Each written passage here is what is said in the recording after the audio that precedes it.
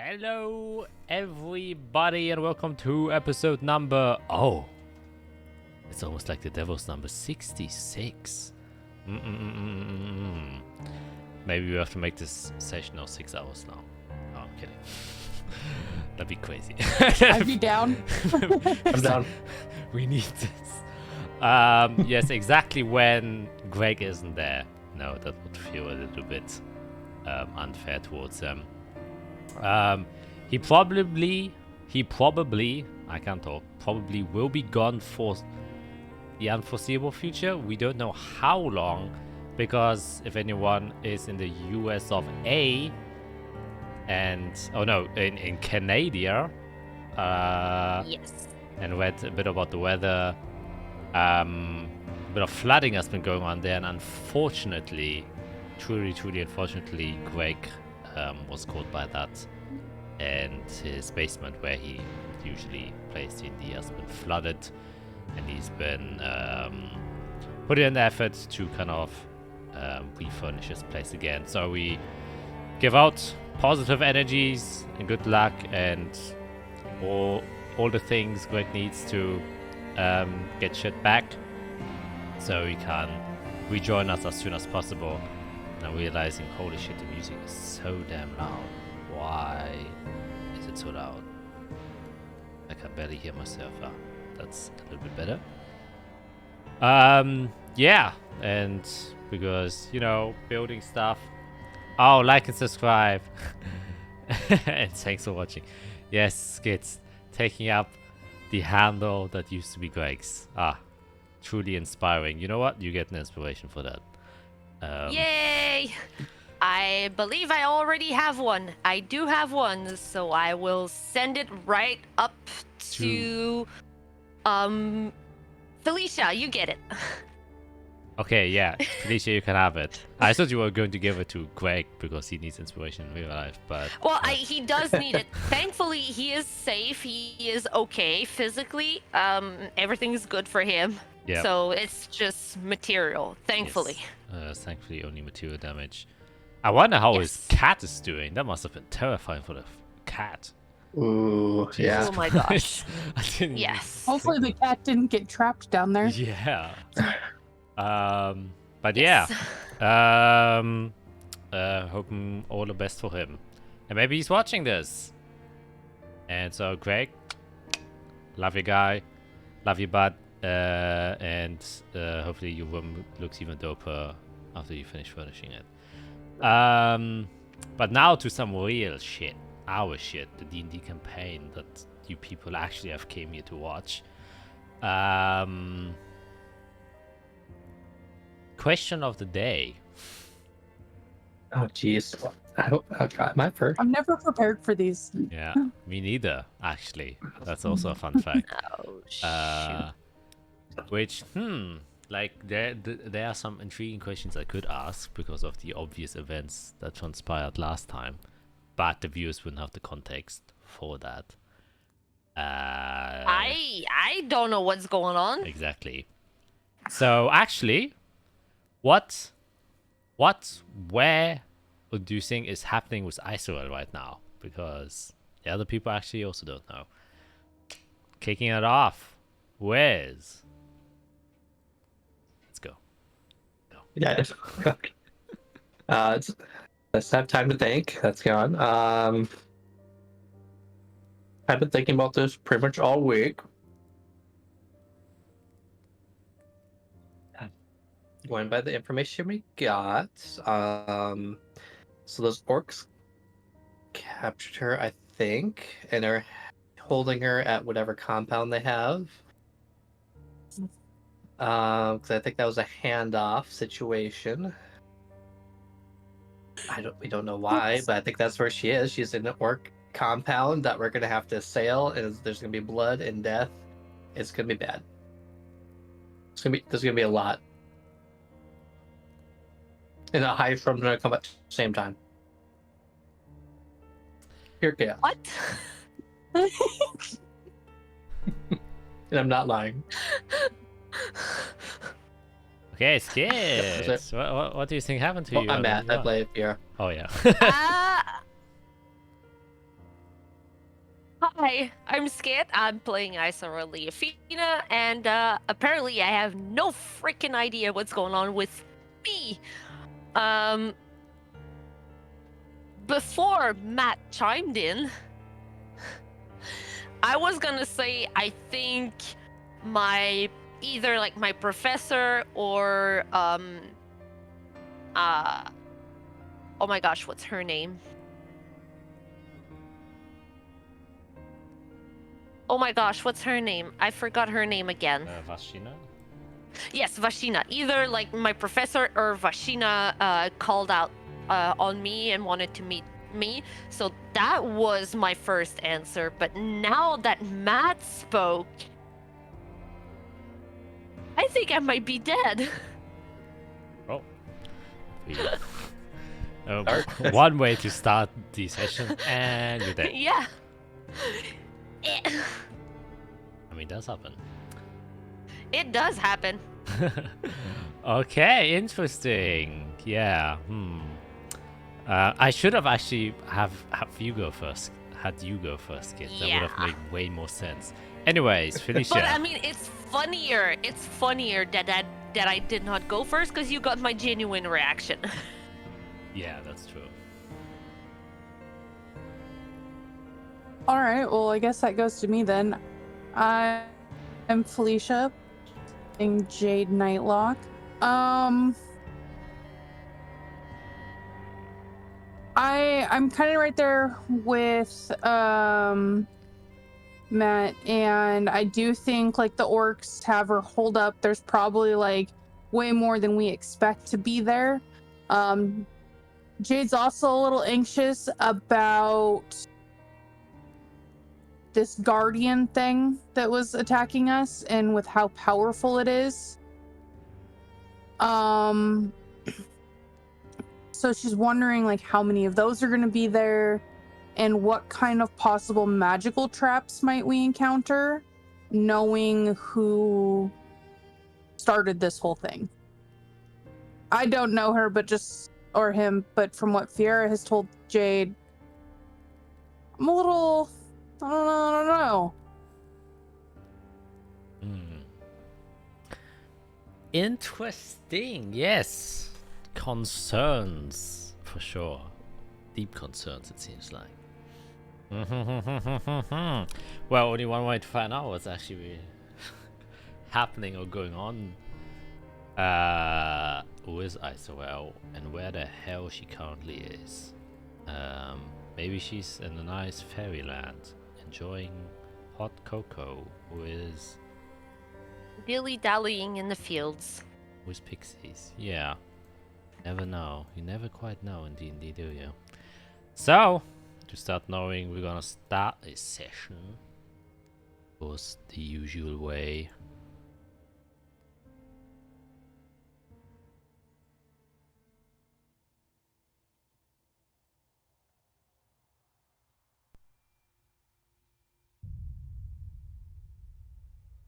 Our Messiah has ventured back, but the seeds have been planted, and we have all the necessary tools to finally continue our preparations, Your Holiness.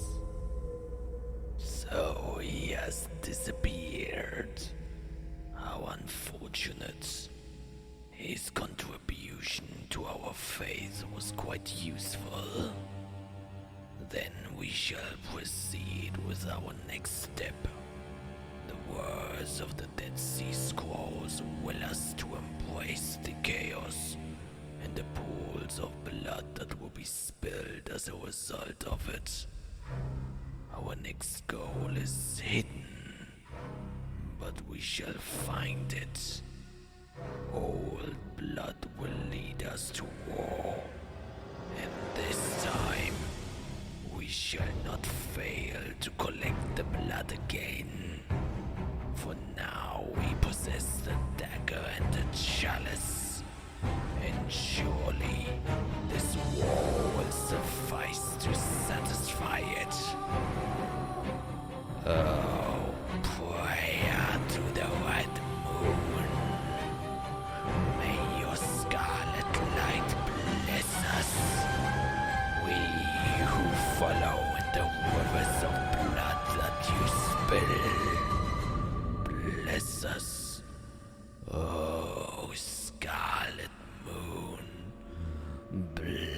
us, O Skull. Bless us, and may we drink from the blood that guides us.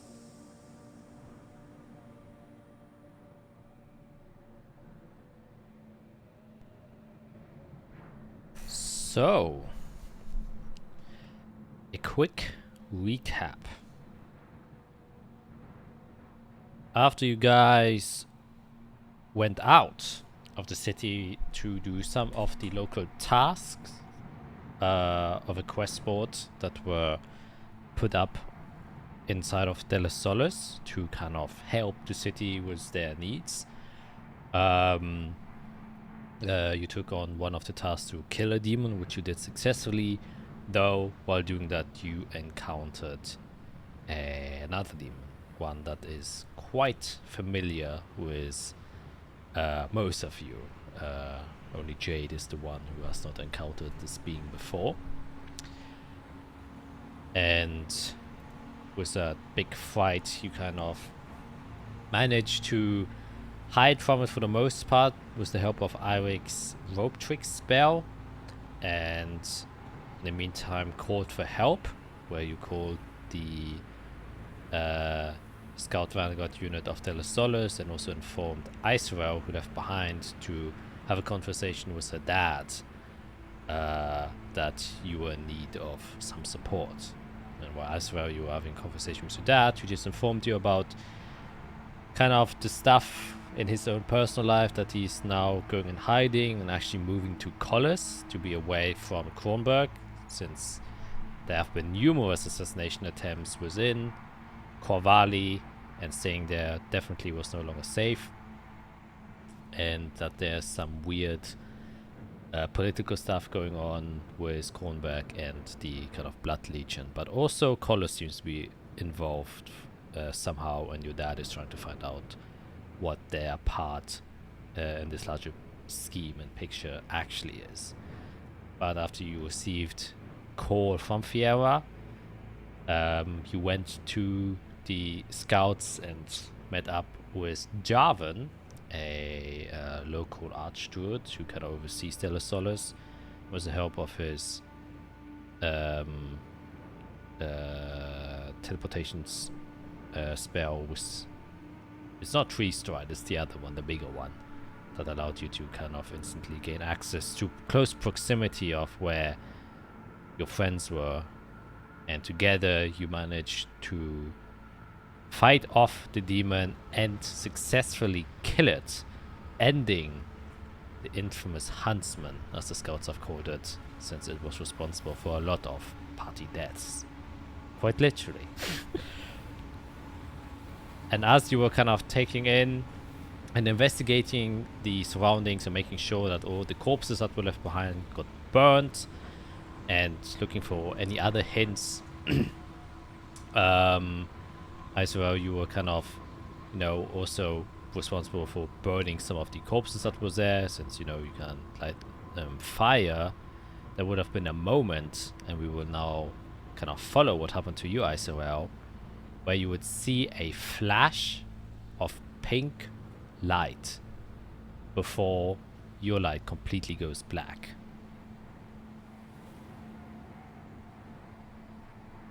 Time passes, though you do not know how much. You aren't or weren't asleep, it seems like. You do not know what it feels like, but you definitely know what it feels like to come to your senses after you've been unconscious for a while.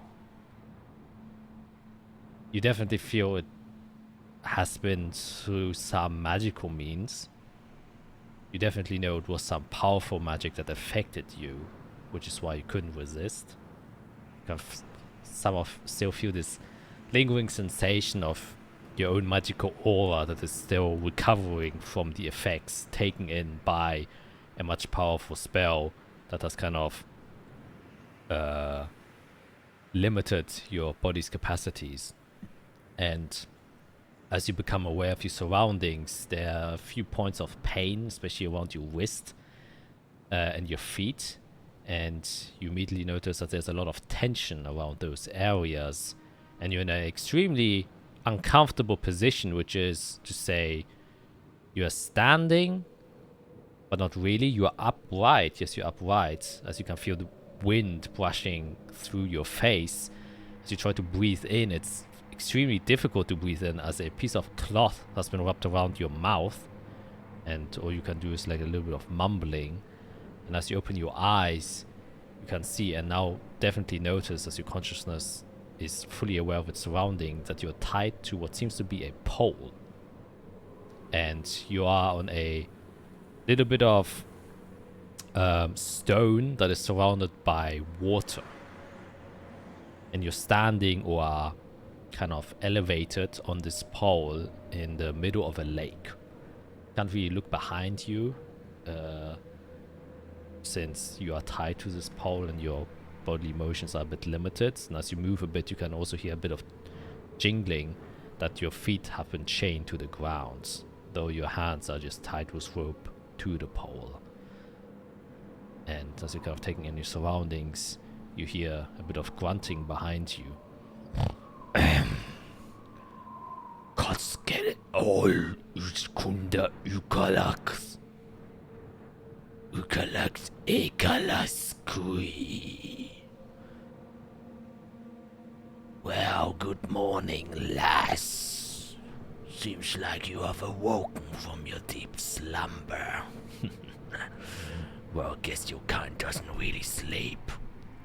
You can see walking now beside you is what seems to be like a shambling mound of a man that's quite tall, very deep green skin tone, scarred in a lot of places. So a lot thinner from what you now can recognize as an orc. You can see he's supporting himself on what seems to be like a staff, kind of crumpled and branched wood that wreathes around itself, coming to a head. On the top, it looks like almost like a hornet's nest is attached to it. He's adorned in like this very old, rotted leather. The ends of it have been torn greatly, and there are many layers. And he has kind of bracelets made out of small critter skulls of, squirrels, bird skulls, and other small vertebrae, and larger skulls around its neck of what seem to be humanoid skulls or wolf skulls and fox skulls. And he kind of just walks in front of you and looks you deep in the eyes. Would you look back, or what do you do at this moment as he walks in front of you? I will look directly at him. Okay. Seems like you're not one to fear much. Well, I would like to see your facial expression if you have to face the high storms that's about to come. Let's just see this as a small offering to the greater scheme of things. I'm quite sure the Lord of Storms will be quite pleased. He kind of just walks around.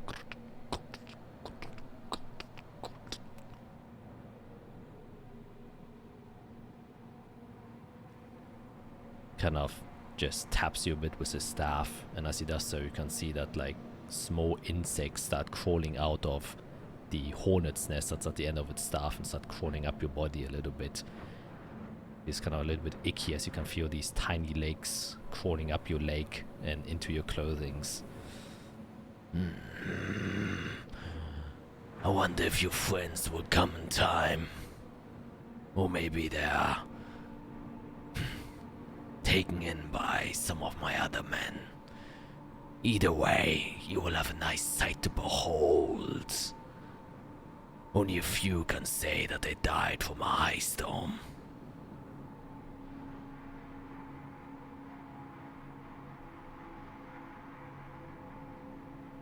I thought I was gonna stay silent for now and just keep looking at the orc kind of defiantly. Mhm.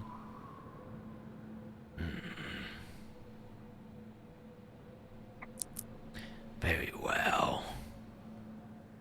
Ukatalais kulgalketakal.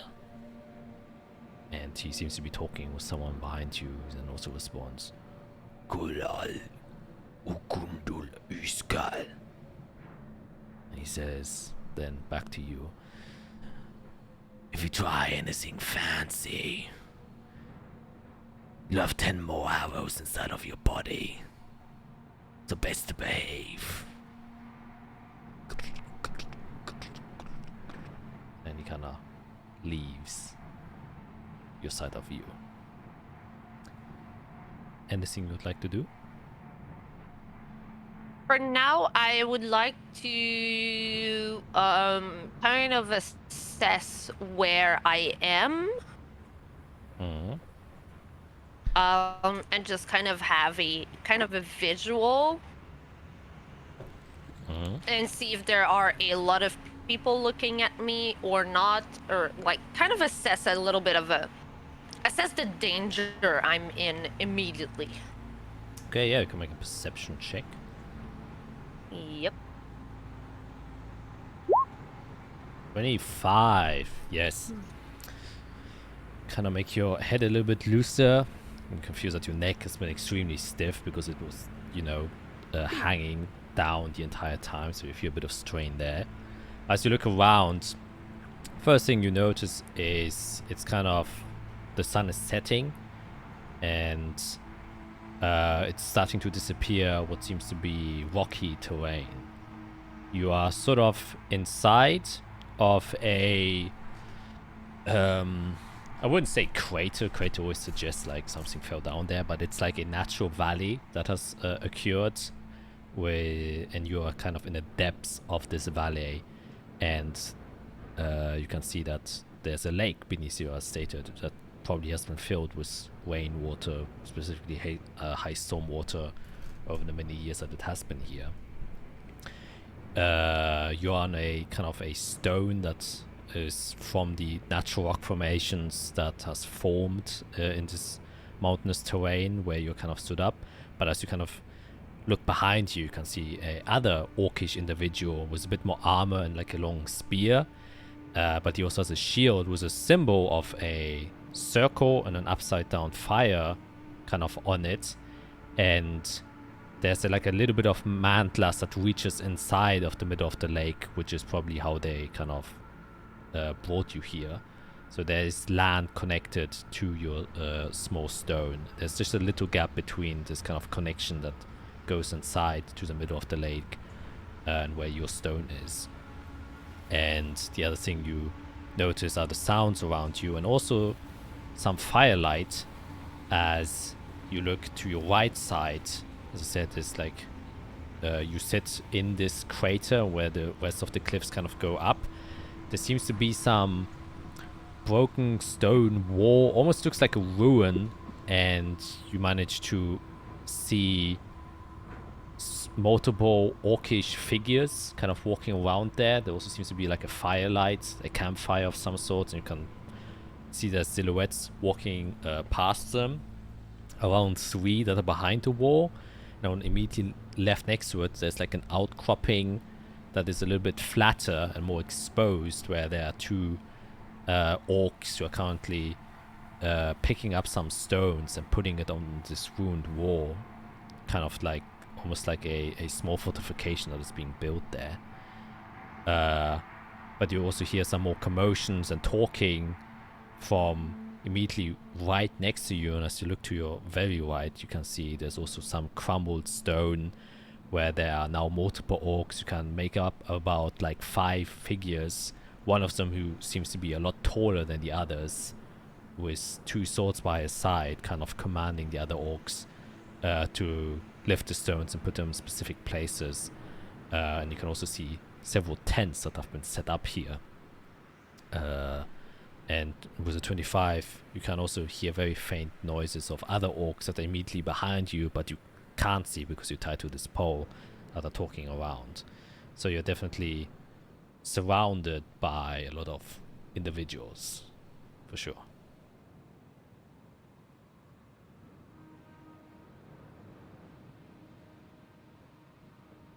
Okay.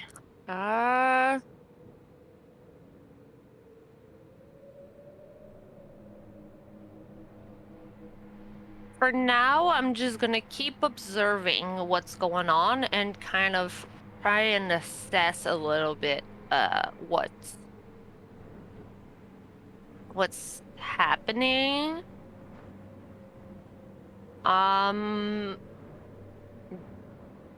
Yeah, I'm just going to kind of keep looking around and trying to remember if I know anything about that Lord of the Storms or something about like King of the Storms that the orc mentioned, and see if it's anything familiar with what I've read at some point. Yeah, you can make a history check. Okay. 20. What is with those dice? Man, and I'll take it. yeah, and your first roll even was like a natural 20 before you started. Yeah, my first roll, my test roll was a natural 20. Yeah, you kind of thinking about it, and you know you spent a lot of time with Fiera, who's been investigating a lot of Draconic stuff, and you have been recently investigating a lot of Draconic stuff because of the innate connection you have found with your own ancestry. And it is name often referred to the High Storm.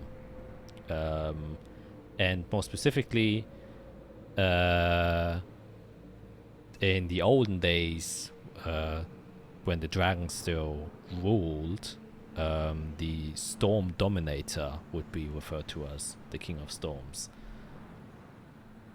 And that is the name for him. But nowadays it's like just used colloquially for the High Storm, you know. There are some like religious cults that kind of pray to it and, you know, deliberately leave offerings outside. But you would know with the 20 definitely that the orc was kind of using it more like as a abbreviatory term, like not seriously as an offering. It's just like, you know, you're now out here, that is how we are going to kill you, basically. Yeah, like we're gonna leave you here and you're gonna die Yeah, because of the storm. exactly. Okay. I'm gonna keep an eye on whoever is behind me to kind of look if they're going to get replaced by someone at some point. Like if there's going to be a guard change or something, like, because I have a feeling that they're not, like, despite the fact that they're just gonna leave me to die because they don't want funny stuff, they're not gonna want to leave me alone. So I'm just gonna wait and see, like, if there's any kind of guard change or if they just, like, put someone there and they're like, we don't care, you die with her, whatever. Ah, okay, yeah. Yeah. Yeah, still going off you 25. The other thing you do notice is, as you also specifically focus on this guy, he kind of walks a bit away, and you can see that there's a sack immediately next to him. And you also notice that, you know, you were carrying a backpack and thing which isn't attached to your body anymore. And you assume that probably that is where all of your belongings are. When it's like 15 feet away from you, just standing next to the guy that is like keeping a watch on you. And for now, for like as minutes pass, it doesn't seem like they're making, you know, like in the next few minutes, obviously the watch isn't changing. The other thing you do notice while you're just keeping a general eye out and just kind of, you know, assessing the situation, specifically looking at what the orcs are actually doing. One thing that is quite curious to you is, obviously they're leaving you out here to die by the high storm, which means that predictably a high storm will arrive quite soon. But you don't really see any location where they would be hiding. Like there's this broken rune on your top right that you see, but it has no roof or protection except for the one side where the wall is. That definitely won't be sufficiently enough for a high storm. And depending on how recent it is or where you are, you seem to be in the middle of nowhere in rocky terrain, that they probably wouldn't be fast enough to get to the closest point of civilization to be safe. So that's definitely one observation that you make, that you don't know where they would be hiding once the high storm does hit. And on that note, as the sun is setting, even though the sun has now fully hid behind one of the cliff faces, it doesn't seem to, or the sky at least doesn't seem to get much darker, as a bright illumination of different colors and flashes of colors start to appear on the crack of the horizon, as you see the very distant kind of top face of the high storm itself making its way slowly but surely towards you. And you can easily make the assessment in a couple of hours, like maybe 5 or 4 hours, you will be in the midst of it.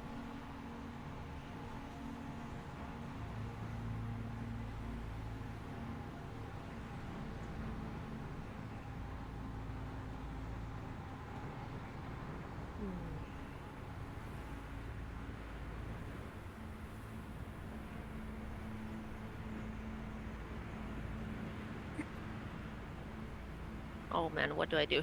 What do I do?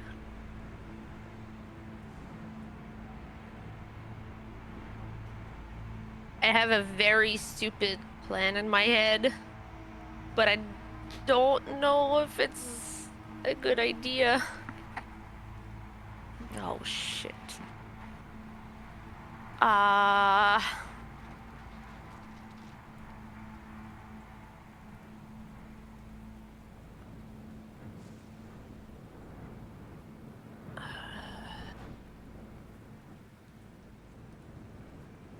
Isarel's first instinct would be that because she has learned to have somewhat of a sort of communication with Servalon, and because she knows that Fiera has talked to Tempestus in the past, she's going to close her eyes, empty her head, and start kind of meditating. And instead of directing her prayers and thoughts like she would usually towards Servalon, she would actually push them towards Tempestus, kind of asking for protection and saying, I am on your side. I'm kind of stuck right now. I need your help. You know my friend Fiera. Those kind of things. You know, she's just trying something right now. Okay, yeah, make a straight wisdom check. Yes.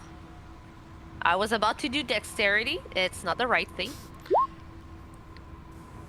15. Okay. I'll take it. I'll take it. It's better than 1. A whole lot better than 1, that's for damn sure. Yes.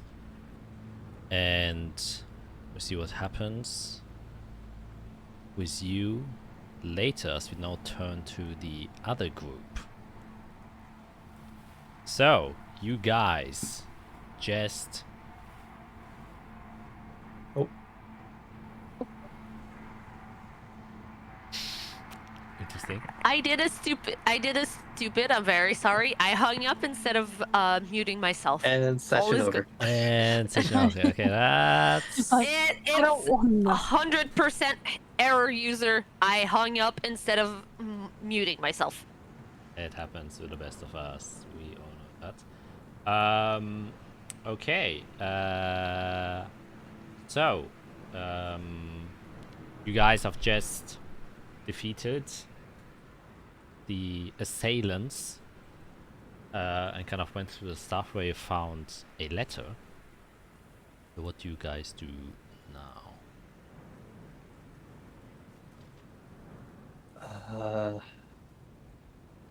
guess first things first, letter mentions a Lazarus key, and after that we got that map, there's a Lazarus cave. Does that word ring a bell at all? Can make a history check.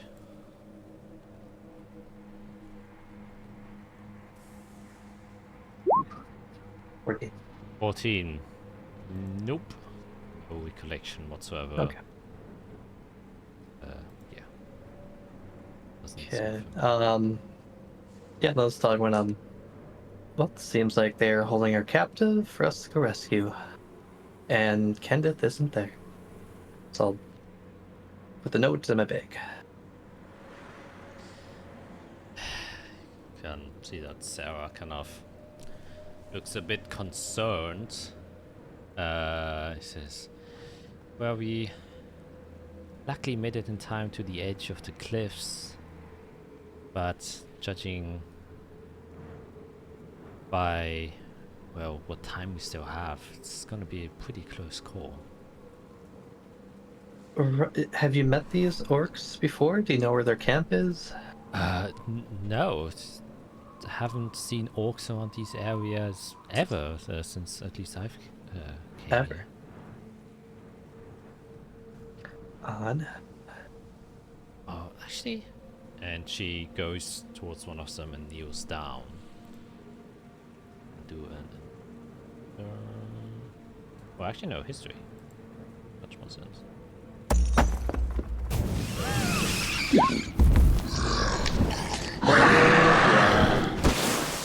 I apologize to the viewers because my dice are so fucking loud when natural 20 happens because that tiny dragon appears every single time. So that's the sound you were just hearing. She goes down, looks through the stuff and looks at the closing. And as she's kind of analyzing the stuff, you can see that her eyes kind of go like wide open. Kind of looks at you. Fiera's like, can't believe it. These aren't locals here, definitely. I was wondering, this symbol seems like extremely familiar. I swear I've seen it before and now remember they're from Tellus. And I have seen them before. I believe they were the ones that killed my brother.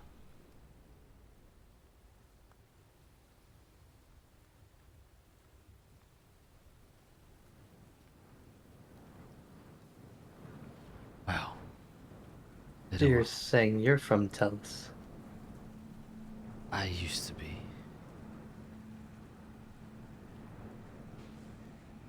Interesting. Can I ask what city? Felan. On the most southern part, one of the only, well, other Right. cities in the capital. But it has been taken over. And now I remember. It's the part of my life that I usually try to forget. It's probably why I didn't recognize it, but now I'm certain. These are the people that took over my city. These are the people that are responsible for killing my brother. They were right here.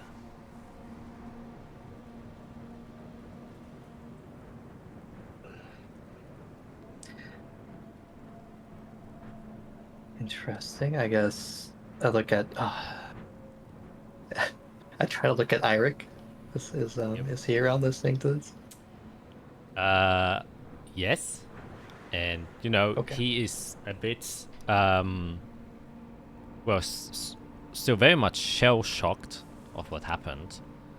We got lasered. Yeah, as he got lasered. But at the same time, he seems somewhat curious about the golem itself because, you know, it's a construct. Right. Mind kind of is open. And he seems to be somewhat focused on that. I should make a perception check.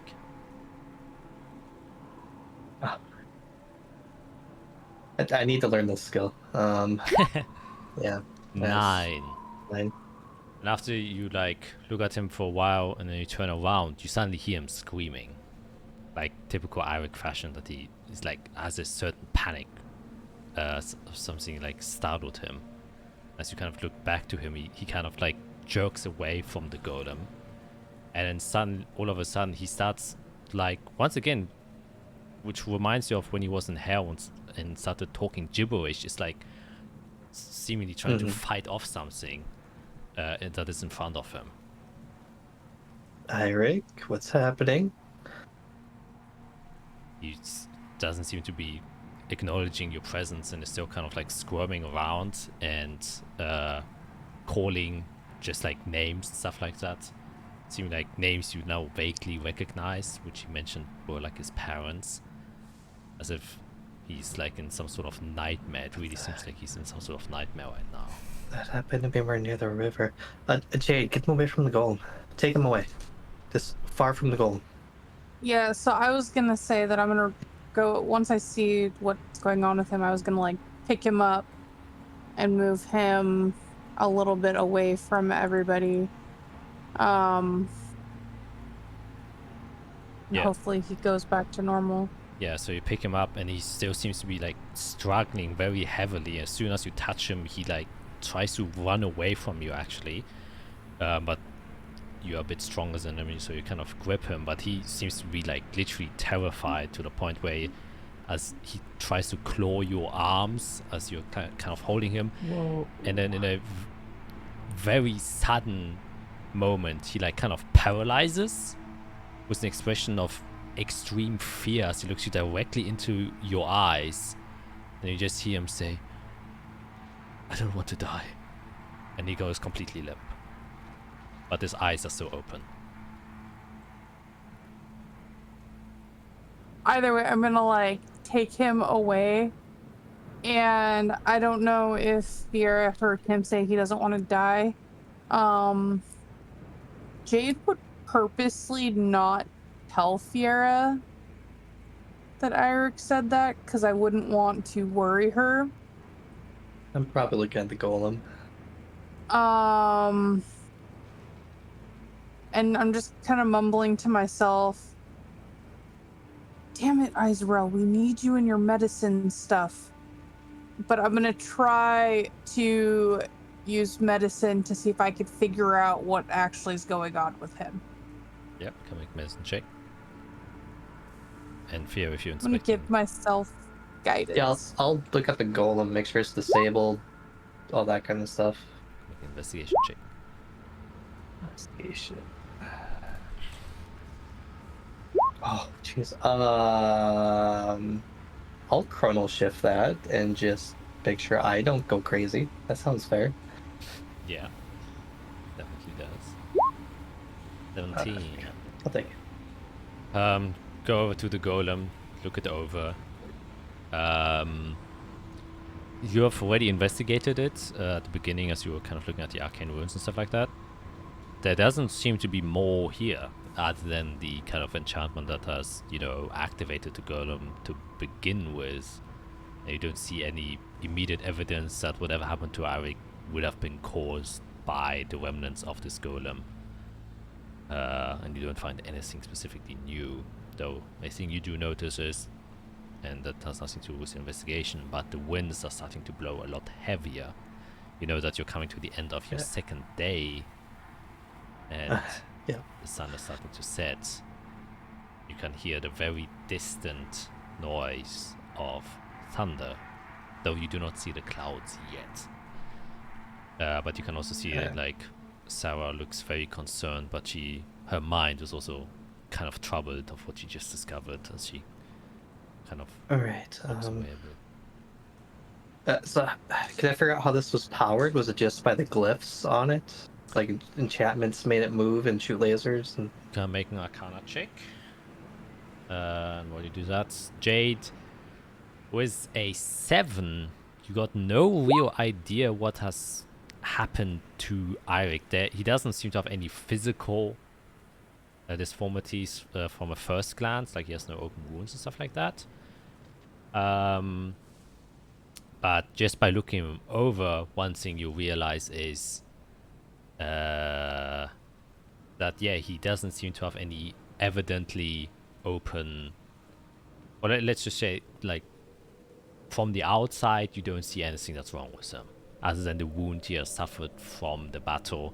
But those just seem like burn wounds or slashing wounds and stuff like that.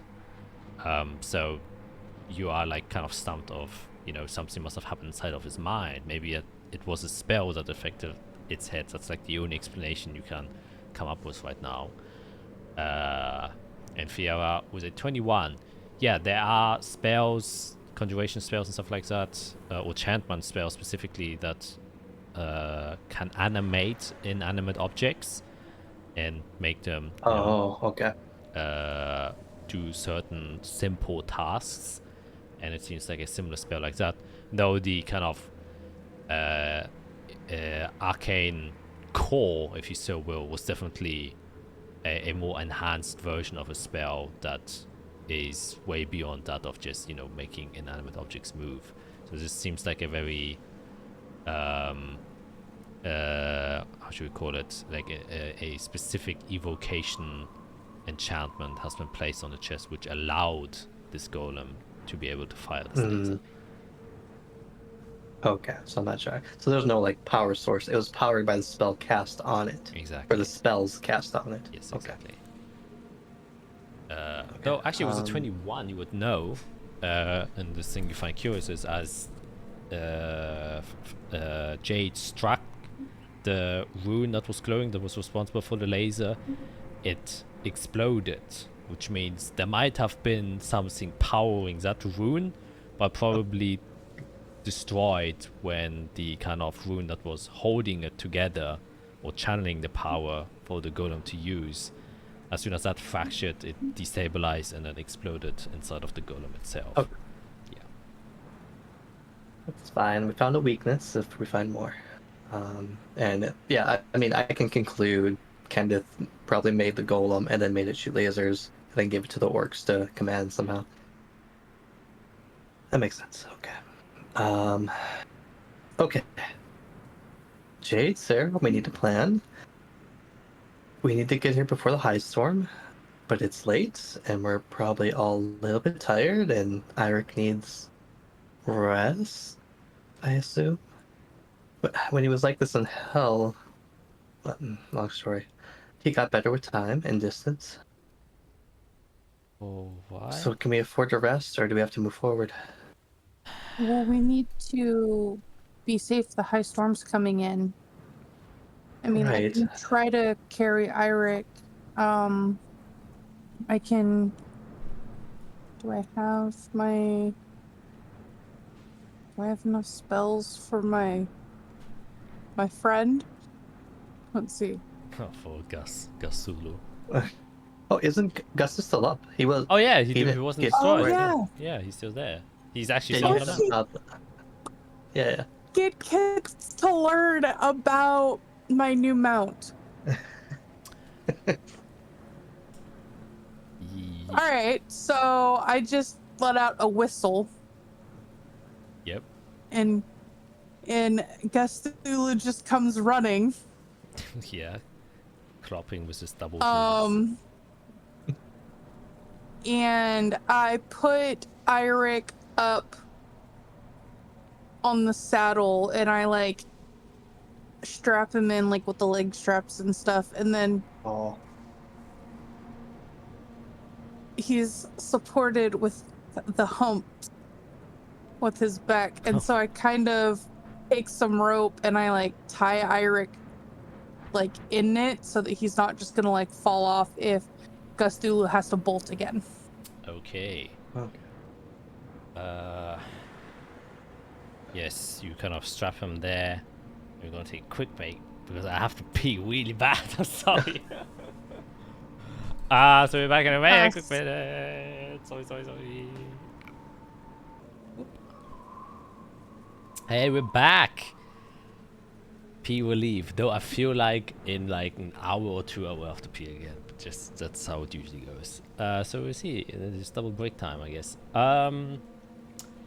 Anyways, you, Jade, as you are in the process of putting Eirik onto the on Gasulu, you hear, very slightly feel like a ting as something hits the backside of your plate armor and seems to just like ting. I immediately like whirl around Yeah, you roll and around. trying to see what possibly could have caused it. Okay, make a perception check. I'm gonna guess rain. 25. You immediately look behind you and you make immediate eye contact with a small figure that is hiding behind some rocks, and you can just see a tube sticking out between two rock cracks, and as you make eye contact with him, you can just see fear in his eyes, packs the tubes away and just dashes away. I just yell, Fiera, found somebody, and I'm taking off running towards the person. Okay, you run there. Fiora, what do you do? If I see an unknown figure darting away, I'll try to cast slow on them. Okay, very nice. I guess, yeah. It's 120 feet, so if I guess that's on range, I'll start running too. yeah, to see who's faster, we just roll initiative. Oh, good luck. That's not alacrity. So first do the D. Oh, it's only one though. Okay. Dang. So only 18. Yeah, let's see. He has a +4 to his. Yeah, nah, you're way faster. And what kind of save does he have to make? So slow is a wisdom save. A wisdom save. Okay. Let's see.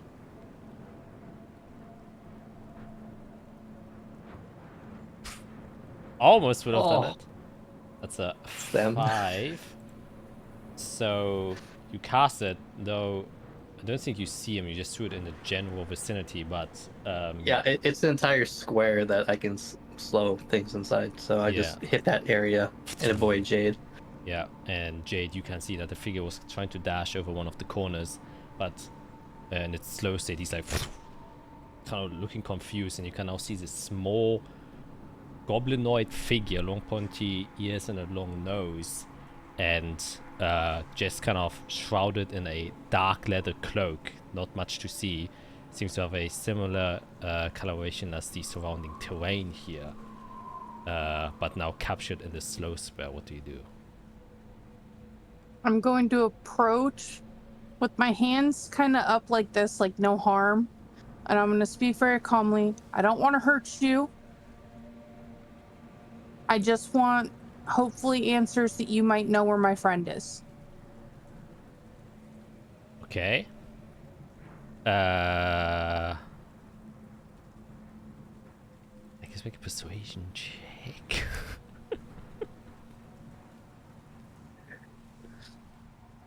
26. Holy shit. Good rolls.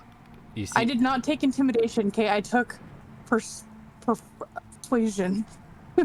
yes, a funny situation. He's like slow, turns around, Mm-hmm. and then he just kind of looks at you, and he said, I don't know what you are talking about.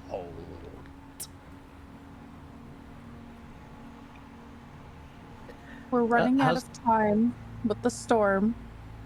Then why did you pelt me in the back?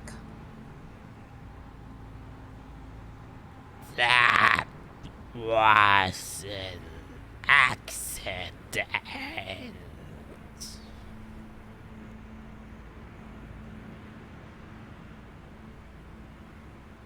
I find that very hard to believe. I feel like you wanted to get my attention, but then you had it and you ran. You must know something. I saw that big creature was dangerous and accidentally hit you.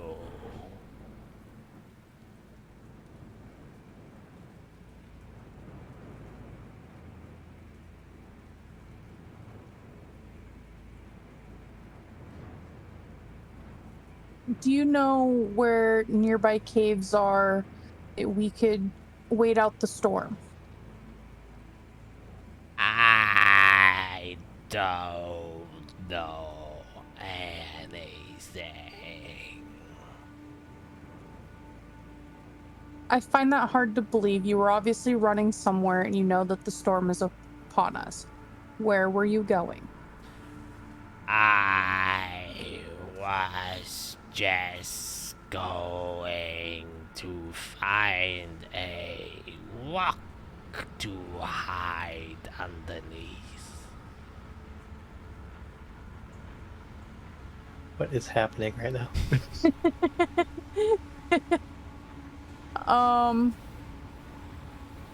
Please let me go. I mean no harm to you.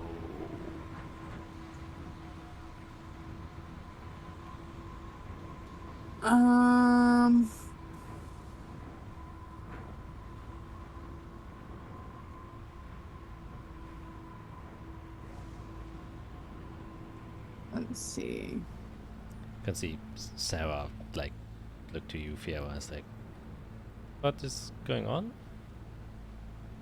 I genuinely have no idea. Why?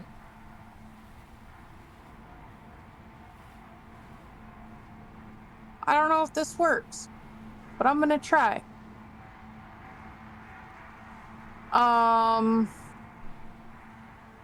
I guess I'm gonna try to cast command on it. Okay. which command are you giving it? It's not on here, so I don't know how it would work. But essentially, I'm just gonna say truth. Okay, I knew you would say that. Oh. Okay, well, it's a wisdom save, correct? Yes. Which, as we all now know, he has a +2 to that, so 20, that's 9. That's a definite fail.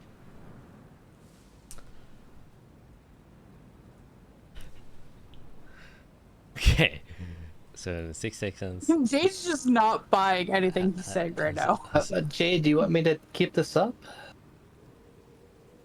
For a moment. Okay. You can see his eyes suddenly kind of like flash over, and then he looks at you and he says, what would he say?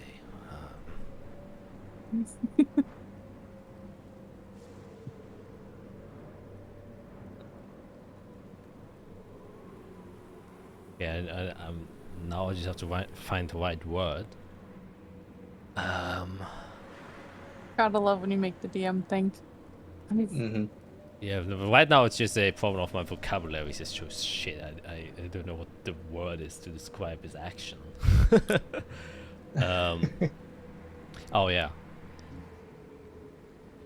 I was supposed to immobilize you. Mm-hmm.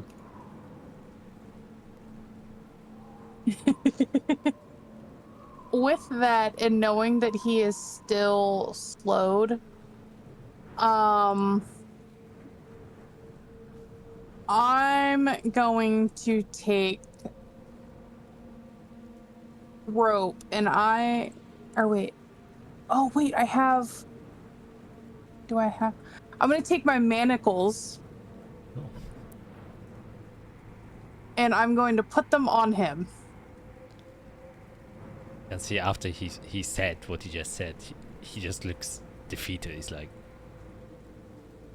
oh no.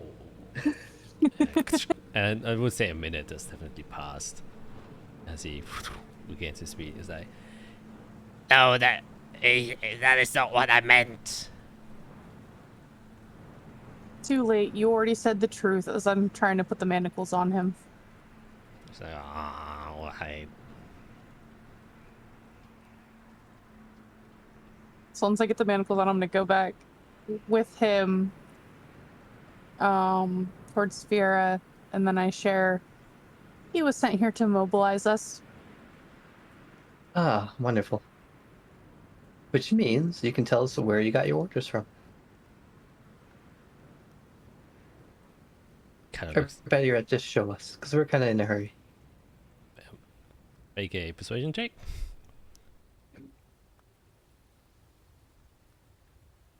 Oh my god. 24, man, you guys are really charming the people here. He kind of looks concerned. He's like, oh, I bet the boss won't be happy about this. But I guess otherwise you will probably kill me. Yeah. Oh, we can do worse things than that. He kind of just looks blank slate.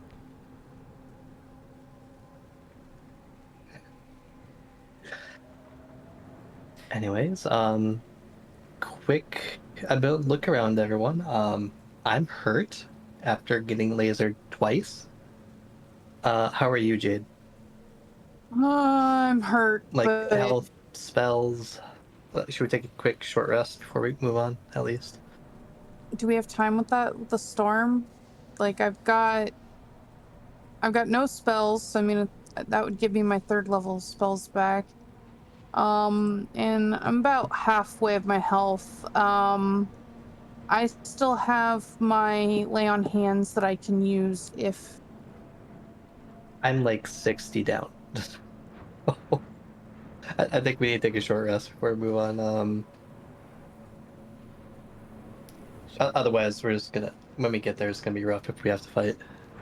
Right? yeah. So I guess we try to take a short rest. Okay, but which is only 15 minutes now with the new updated rules. Don't forget that. Yeah. Yeah, do you want to just sit there and Sarah also looks a little bit concerned. It's like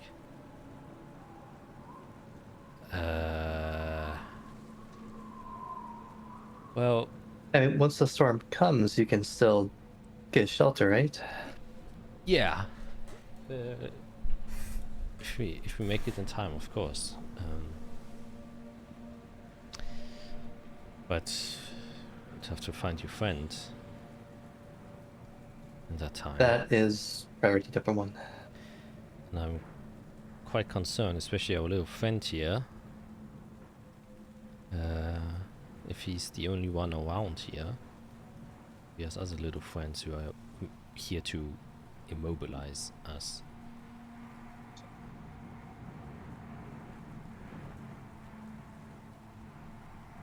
Do you have a name, little one? Yes, people call me Giragi.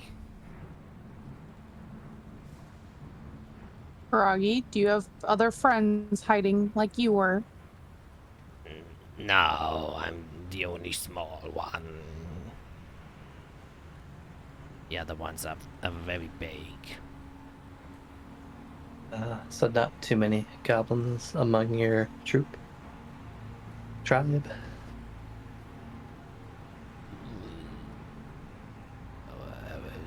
Order. Order? What's your order called? Make a persuasion check. She's actually trying to be nice. 50. 50, say. I'm afraid of the consequences. I mean, aren't you proud of your order, or don't you want its name to come out? It's not so weak that you have to hide it, right? It's more that I have seen people light up in black flames when they said the name. Interesting. Black flames.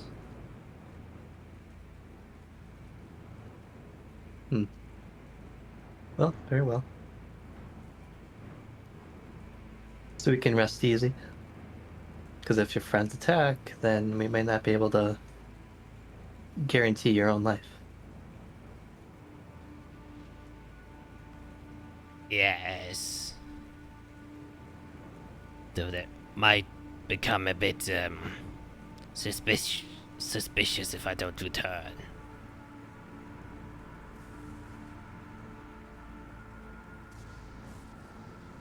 Do we just take the chance I can use my lay on hands on you? And we just go? Oh boy. I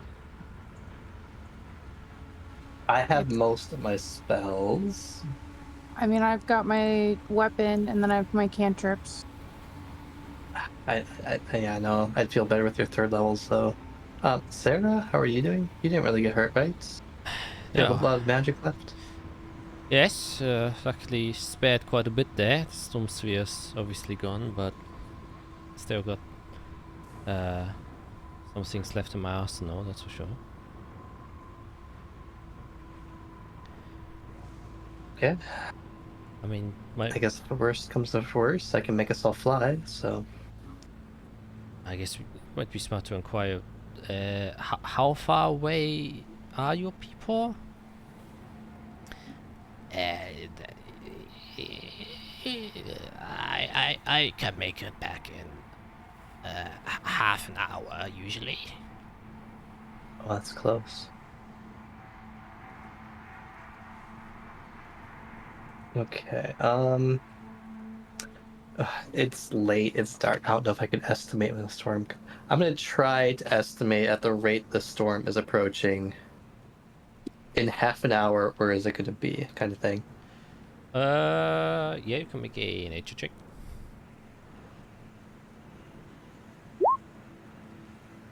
It's dark. Yes. One thing I will say is, like I said, you do not see the clouds yet, which means Right, we hear the thunder. you have at least a couple of hours before it actually hits. But if is it 5 hours, is it 4 hours? You don't really. Right. Can I try figuring it out with survival? Since survival does say predict the weather. Yeah, you can. Oh, nope. You have a max of an hour is what you believe. Oh, we gotta go. Well, I'll leave it to you, Jade. Rest would help, but obviously we need to get to Iserel before it rains. I think I'll be okay. And then I just put all 30 of my lay on hands on you. And because it's not rolled, I'm assuming I can't double that. Yeah, exactly. The only one is Lay on Hands, because Lay on Hands is actually good. Okay. Well, that is a good amount up. Thank you. Sweet. Do you have any left for... Like, do you have like a first level spell slot or anything like that, just in case? I have nothing. Do you I any have... potions? I Okay. have... I think I one used my potion. Yeah. Okay. I'm Okay. at 53 I think I out of recast it 100. too. I'm at 53 out of 118 health. Okay. Well, let's move forward and see what we see. Lead the way, little one. Alright. And then he starts. It's okay. We're not going to harm you if you help us. If you bring us into a trap, though, you'll be the first one to go down. Alright. Nothing funny here. And then he starts walking and making you go to the right direction. And yeah, you kind of climb a few rocks. It's a little bit difficult for Gasulu. He definitely isn't accustomed to rocky terrain and hiking and specifically climbing. And there are some spots where you actually have to like climb a larger portion of a cliff face, where Gasulu heavily struggles, but you know, with the aid of everyone involved, does manage it eventually, until you come to a point where Giragi says, Alright, we're basically there. and you can see that you've climbed quite a bit, and you start, or you are able to see that at the what seems to be the edge of a cliff are a few what seems to be like a small stone wall, but it's very old. It seems to be almost like ruins there, and you can see that Giragi like slowly approaches it and kind of gestures over, and as you kind of slowly, you know, keep your healthy distance and look over, you in fact see this kind of crater that goes down, and there seems to be a lake in the middle of it. And the very first thing you can see are 3 points of light where bonfires are lit, with orcish figures around them. And in the middle of this lake, there is one Iserel kind of strapped and tied to a pole. And it was at this point, as Iserel, you're praying to Tempestus, you hear a crack of lightning, and you look to your left, kind of in the same direction where that lightning was. Even though right there where it was, there are no storm clouds, you see the silhouettes of 2 figures peering over a wall where you haven't seen any orcs before. And as soon as the kind of lightning fades a bit, you see and recognize Fiera and Jade standing there, kind of looking at you. I was just kind of gonna look up and be like, "That works too, thanks," which is literally the first words that have come out of her mouth since she has woken up. Yeah, it's like, oh, but you're still, yeah. Yeah. Okay.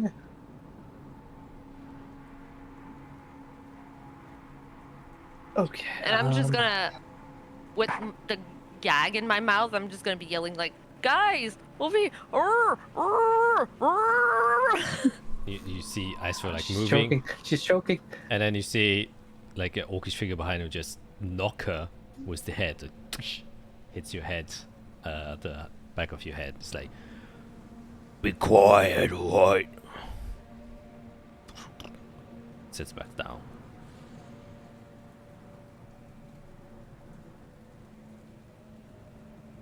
How far away is she from us? Quite a bit. It's like 100 feet. Oh, it's not too bad. I might be That's able to not too bad. Oh, I think message is verbal, so she can't respond. Oh, but I can still send her messages.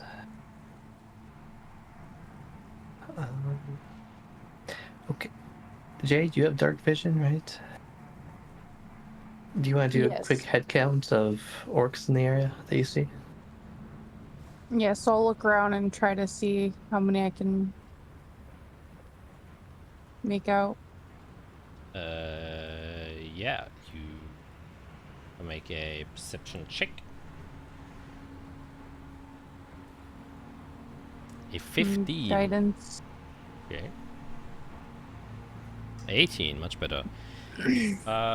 Yeah, it is now quite dark, and it would be at this point, after traveling for a bit, that you would now also start to see that while the normal perimeters are dark, the sky, the horizon at least, is starting to brighten up with different colored lights of lightning as the thunder is starting to become louder and louder, and the wind's definitely heavier.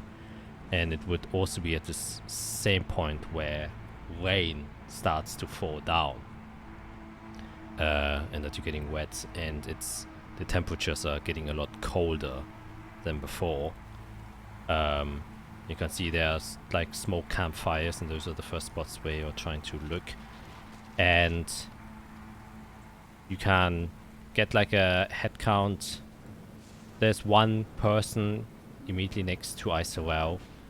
And from your point of view to the right, there is a small encampment of where there seem to be 3.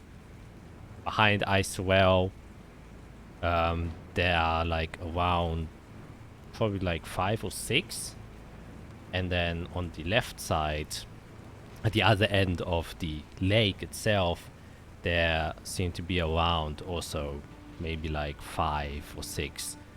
And more concerning is you see a very familiar, same looking stone structure that is just standing there, next to what seems to be a broken cart.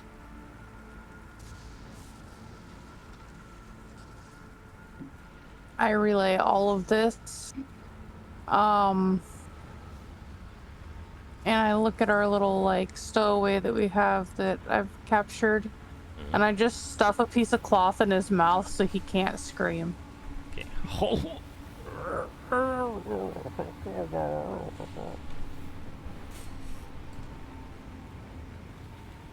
Okay, after looking at the previous stone golem, do I know if I can turn it off or like dispel the enchantment with dispel magic? Can make a Arcana check.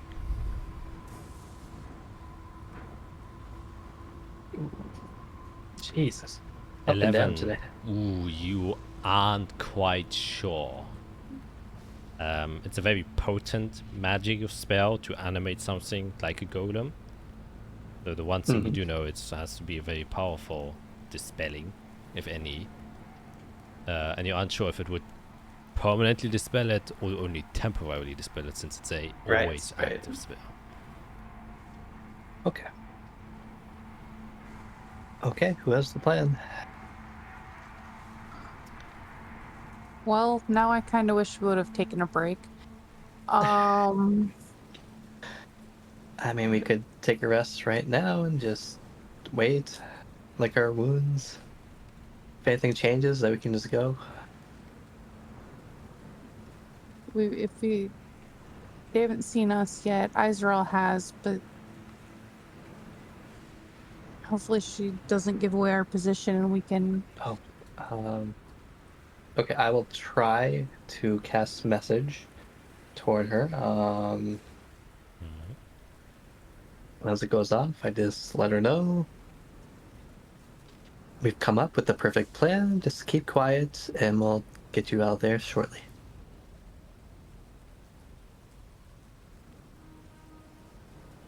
I'll try to answer. We'll see if it goes through. Israel doesn't know how message works, so she's going to try, and she's basically going to say, "Okay, I also have kind of plenty. If anything goes wrong, just follow along. Should be good." Yeah. Yeah. It probably came back exactly like that, yeah. Yeah. Yep. Once again, the orcish figure stands up and then goes towards you and just bangs you again. He says, "Quiet, alright. I'm enjoying the nice sound of rain and water." And he sits back down. Israel just scoffs. Yeah, she's aware we're here. Obviously, the best thing to do is make a distraction. Then somebody goes after Izarel, and then once we're all up and ready to fight, we can probably take them. But we need everybody. We need her. I can fire my Eldritch Blast 120 feet away, and I can try to aim it to where it hits her, whatever's binding her. I mean, it's risky, but... Right. I can't make it invisible. I can't, Is your mage hand invisible? Nope. Oh. Well, since you're planning, to give you a better idea on the surroundings, I will just put you onto the battle map. Yay, I'm not in a black screen anymore. Yep.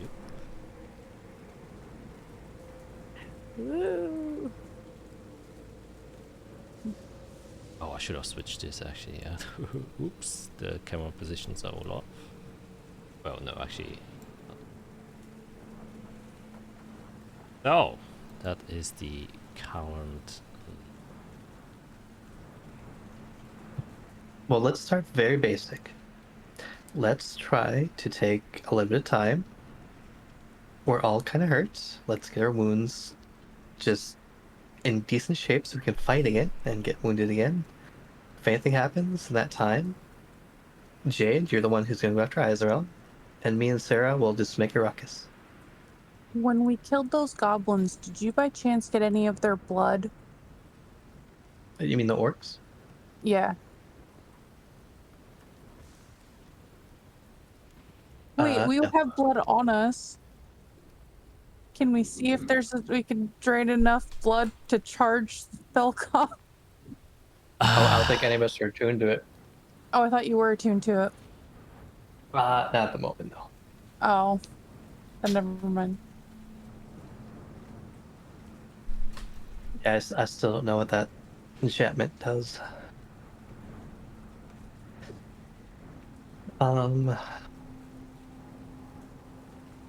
Yeah, so I guess we'll just rest and get ready.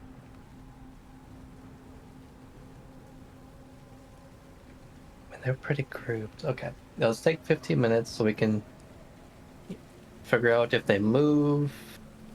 Are they just really setting up here for the high storm? Look. Yeah, we'll keep an eye on them and lick our wounds, I guess.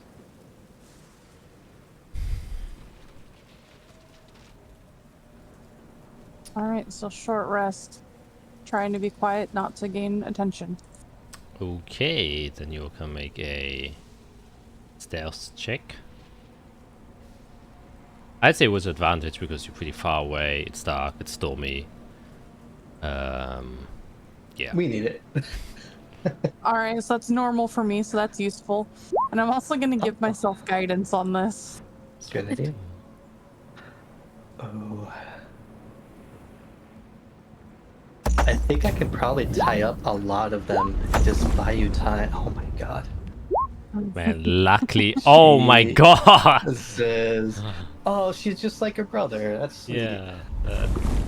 The ones in the family. And then my camel. Okay, let's get ready to go. Just saw that girl's last name. You motherfucker! That's for my camel. Yeah, you should have saw how I reacted. Well, the camera also has advantage, so you can roll again. Oh, yeah. Oh my god, the camel showed me up. With a negative. My god. Yeah, so you all kind of plop down. Oops. While Skid is going crazy. And as Jade and Sarah, you probably sit next to Sarah, and then you both lean against one of the bricks, and accidentally you forgot that it's like a very old brick wall, and showered a bit, and one of the bricks just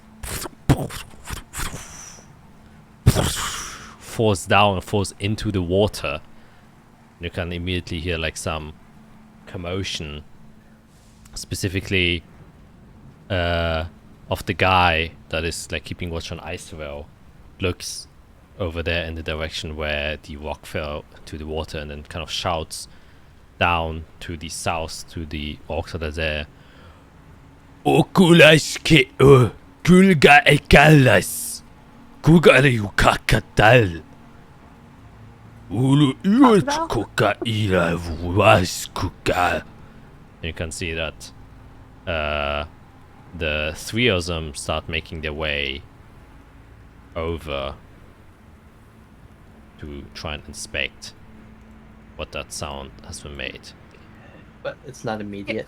No. Can I certainly. guesstimate where the sound is coming from? Because I would assume that it's coming from my friends. Yeah. It comes Yeah. immediately from their direction, definitely. Okay. As a point of order, everywhere where the terrain is like a bit white or like where it looks rocky, that's difficult terrain because it's literally rocky in an unstable a footing. lot of places. So they're kind of trying to jimmy their way slowly but surely over there. I'm gonna cast a spell, but before it's released, I'll put it in that black marble where it is frozen, and then just jam it into Jade's hand. If you need to move far or fast, use this. And that's a flight spell. Oh, okay. We'll try to cause a distraction. You get Izrael. I think I'm pretty I good. heard safe on Gasulu. The safest. Yeah. Sarah says, can potentially do some very loud stuff.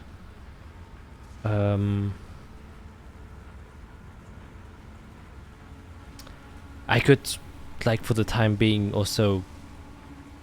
Actually, this will limit a few things, but I can create a stone wall around Izrael, so she's protected, Interesting.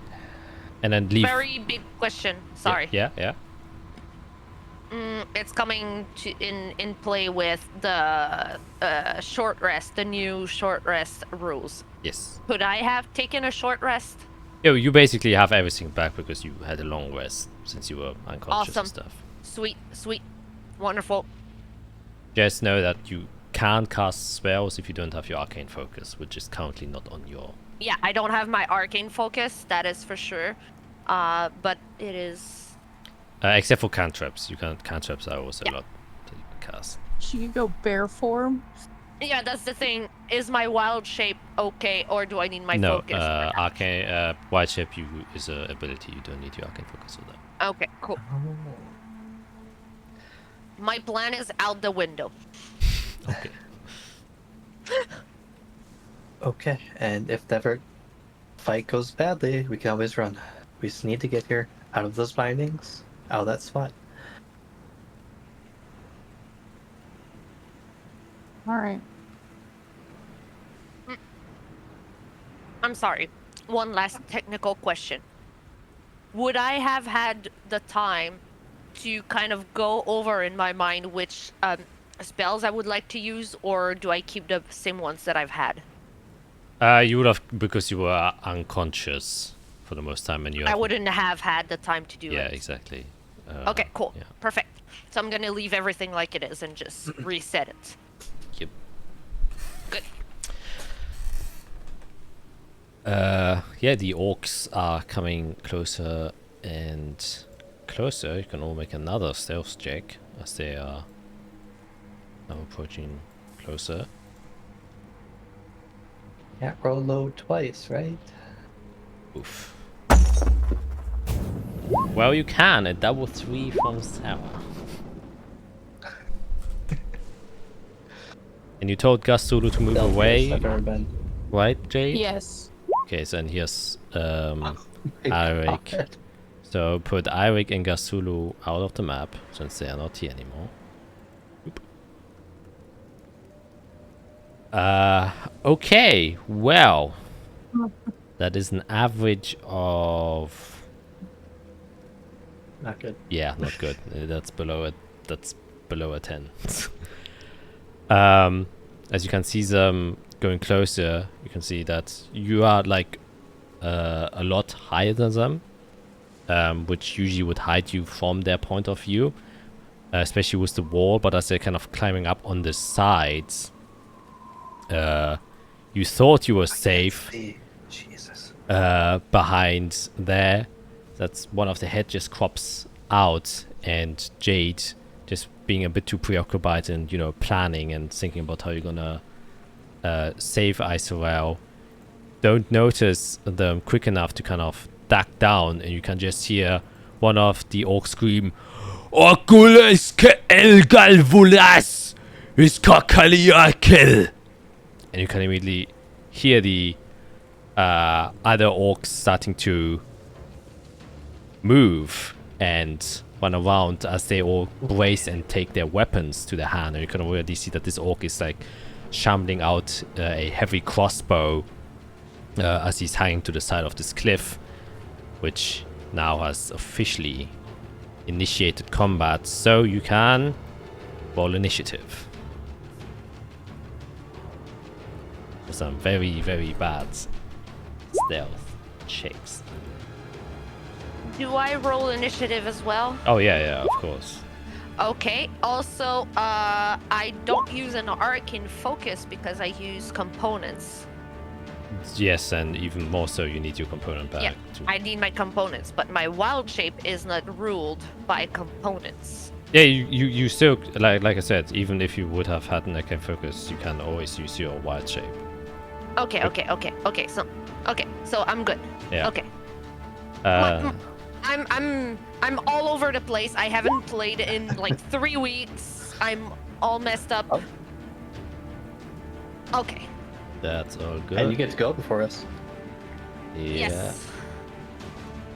I have a lot of characters to roll here, so that will take a little while. Which I know you guys love to hear that.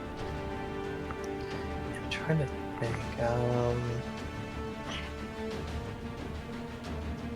Liz, I can't see because I'm human.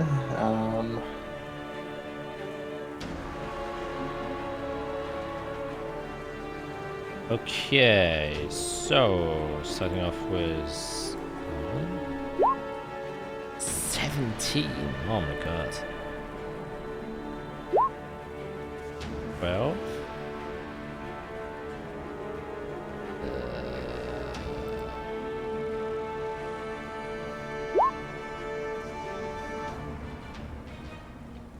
Then who?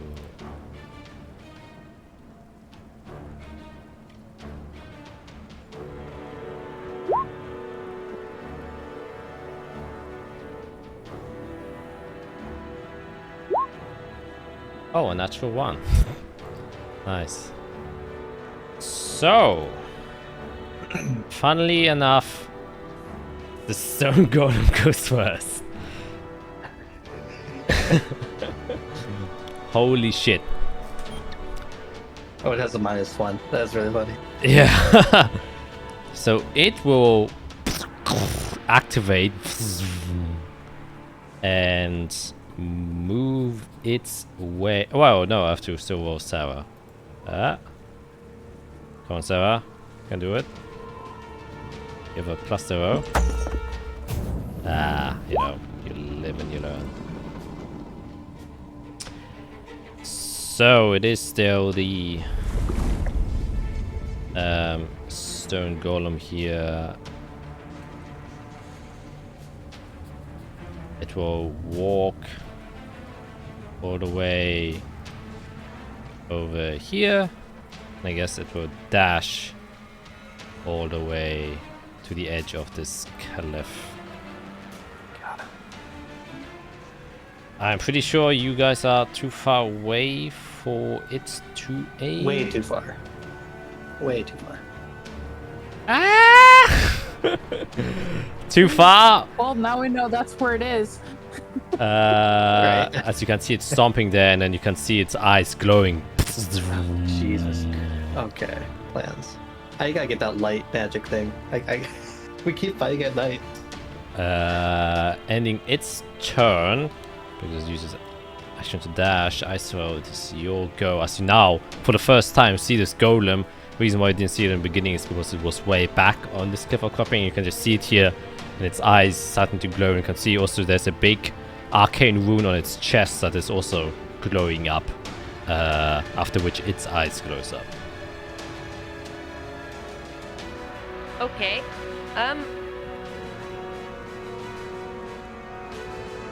Sorry. I hope my friends will see what I'm doing. Hopefully. And I will focus on myself and turn into an eagle. An eagle, nice, okay. Yes. Yes. And as you change your form, your body becoming a lot tinier than your usual self, which easily escapes the bindings you were in. The shackles released from your feet as they turn into small eagle feet, and your arms get released from the rope. Yes. As So they that turn is into my wings. bonus action. Yep. And I will use my action to dash towards my friends. Okay, you should have pretty high movement. I have 60 feet of movement, so that is 60. And then to dash right here. Because I don't know exactly where they are, so I just went straight line, and then I'm just gonna kind of start looking around and trying to see where they are from there. Oh, So that is my round. yep. Do eagles have dark vision? I have an advantage on anything that is perception based as an eagle. Hold on, it is keen sight. The eagle has advantage on wisdom perception checks that rely on sight. Okay, but It doesn't specify if it has Yeah. dark vision or not, so I assume it doesn't. yeah, it doesn't have dark vision. Yeah. So while your senses do become a little bit keener, and that Yeah. probably explains why you don't find your friends, because unfortunately you cannot see in the dark. And so you fly over and you're at like a cliff, but you kind of miscalculated where you needed to fly, and you think you have to go a little bit more south, is where the cliff face is, where your friends were. But at least now you are free from the bindings. I am out of immediate danger for now. Yep. Okay, then that ends your turns. Action, bonus Yep, action. and I'm really hoping my friends saw what I just did. Yeah, Jade. What do you do?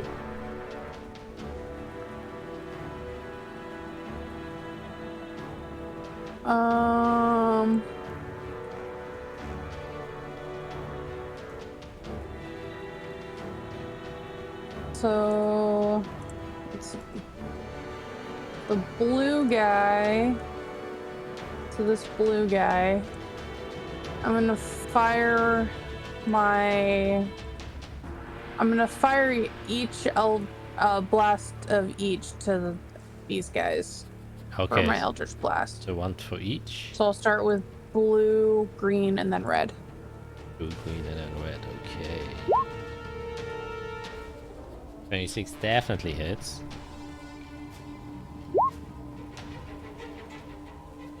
Six damage.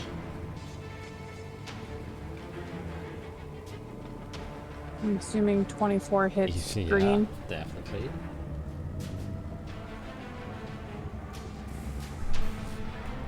Oof. Oof.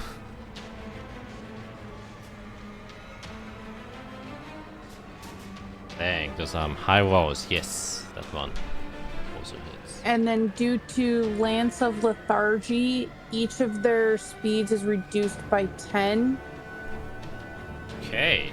until the end of my next turn. Yep. And then I'm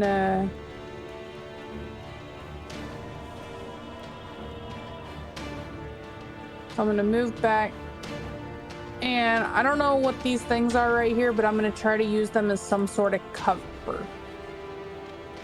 Okay, which one? Which things? These things like right here. Oh, those are Whatever those are. bricks. So I don't know how tall they are, but I would try to like use some sort of cover with them. So that thing next to you is like a wall. You could technically take cover behind that if you get the right angle, but ones right in front of you are like fallen down bricks, so they're like only a couple of inches. So like over here, I can try to get coverage. Oh no, I mean, this is like a wall, and this is like a broken wall. Oh, okay. Yep. Okay. So try to get coverage there. Alright, takes us to Fiera's turn. Yep. I have no idea what's happening. So unfortunately, I think I have to cast light because they can already see us, so it doesn't matter. They can see us more. So I'll cast light on my clothes, I guess. Okay. That's for 2020, if I remember. 2020.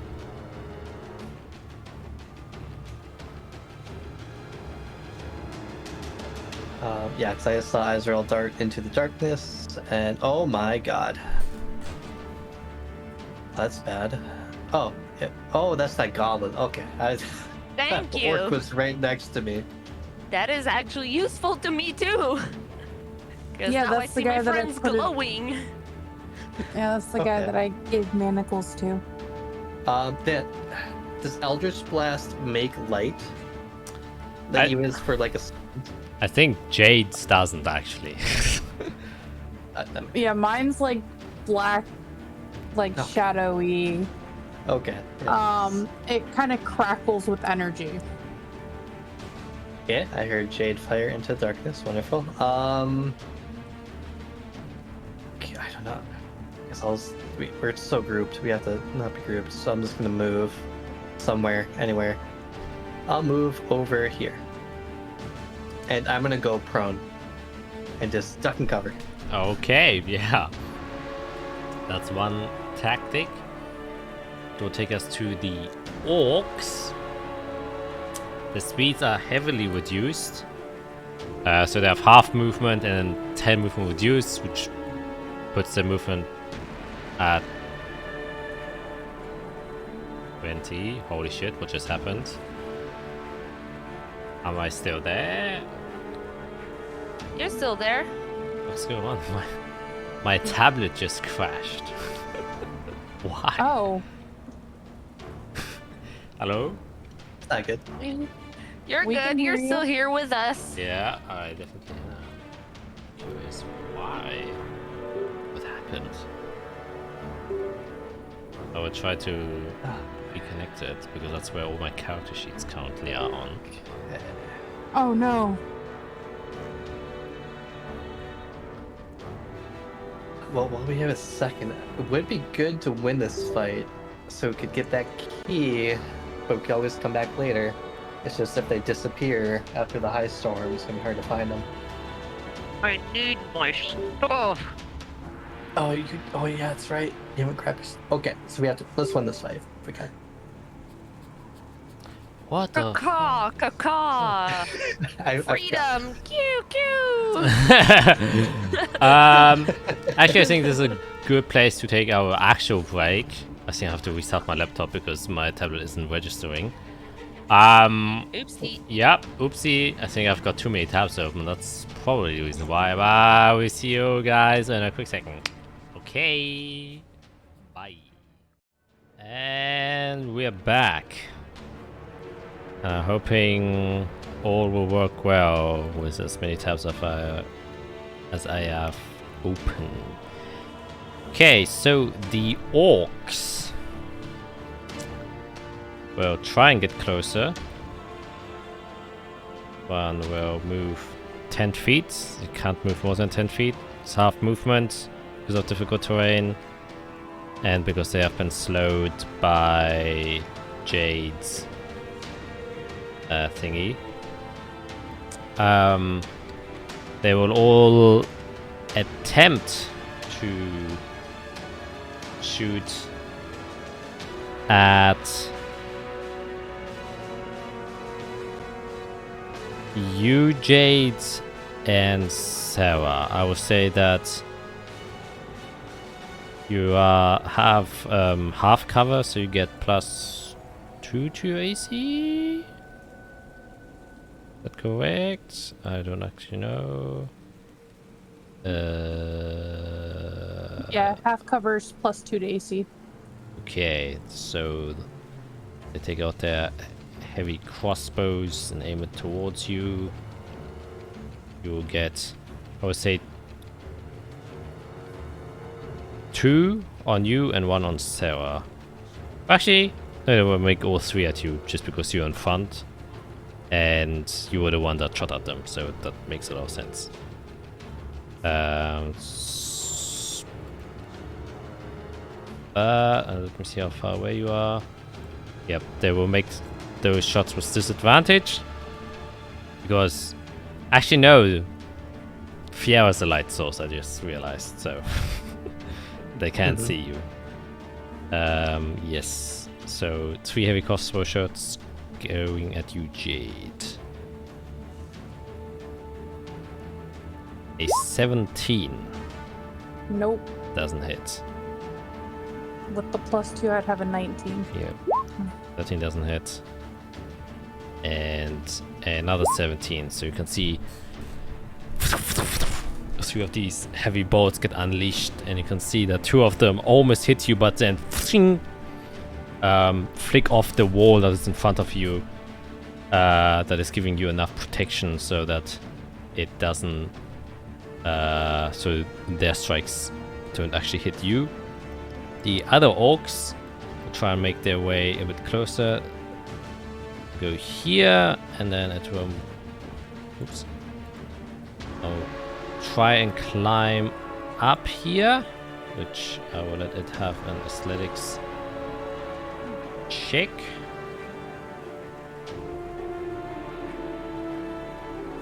Oh boy, yeah, my shit is real slow now. On 19, it definitely makes it. And he aims... Well, no, he had to dash to do that. This one will go here.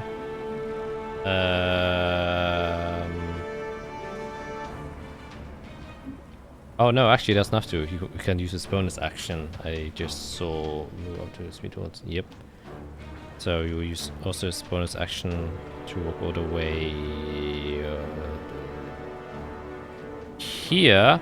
And those 2 orcs will try and shoot at you, Isorel. And you're within 60 feet, I believe, of both of them. 40... exactly 60, so they don't get disadvantage. As I try to shoot your eagle form from the sky. A 23, Jesus Christ. Most definitely hits. Yep. And then the second one from the second dude is a 20. Holy shit. We'll go with the first one. Yes, it's definitely not a natural 20. So you suffer. Dang, he rolled a 1 on that one for damage. And the second one is 5. So a total of 9 piercing damage. So I am back to Isorel form. Oh shit. So you immediately fall down, since you were flying. But you're close to a cliff, so you can make a dexterity saving throw. Okay, I just need to... okay. Make sure that I do the correct thing here. I'm gonna take off the points. You said dexterity saving throw, right? Exactly. Okay. Come on, come on. You know what? I'm gonna use my inspiration on that. Okay. Nice. Because I don't accept that. God damn it. That is a 9. As you fall down off, return to your Isorel form, you try to grab onto the, or land onto the edge that is there, but because of all the rain that is going down, it's so slippery that you just catch the edge, slip, and fall all the way down into the lake. Which would put you right over here, so fall into the water, and you suffer as you kind of working down there. 3d8 bludgeoning damage, which is 15 bludgeoning damage as you scrape your body and hit your elbow and parts of your knees as you kind of stumble down the side of this cliff and are now in water. The rest of the orcs will kinda go to this side of the wall. The other ones will start to make their way down here. Need this bonus action to dash. Oh, 10 here, and then it would only have 20 here, and then another 15 here. Another one would join it right around here. And they would now all, with disadvantage, since they're way further away, but heavy crossbows have a range of 400 feet, but obviously with disadvantage, try and hit you, Jade, and Sarah. So I would say 1, 2, 3 will go for you, Jade, and 1, 2 will go for Sarah. You still have cover, so you get your +2, and they have disadvantage on their rolls. So let's see how that turns out. 1, 2, 3. That's a 8, a natural 1, and an 8. So none of them hit. And then you can roll a d20 to see what happens with a natural 1, and then 2 for Sarah. It's a 4. It's a 13 and a 16. With a +2 AC. The 13 turns into a 15, so they also don't manage to hit her, as the kind of wall in front of you gets littered with heavy crossbow bolts. And the one guy who shoots his crossbow unfortunately does something a little bit wrong. And I actually shouldn't be opening more stuff, I realize. That would be smart. You miss your foe but hit an ally within 5 feet of them instead. Oh, perfect. The goblin is right there. So as he's shooting, you see Garagi, the goblin that you kind of shackled. He kind of peeks over the wall, and one of the bolts just hits him instead. As he takes 10 piercing damage. Oh, fuck. He's still alive because he just takes it right to the chest and starts screaming. Well, screaming in his muffled.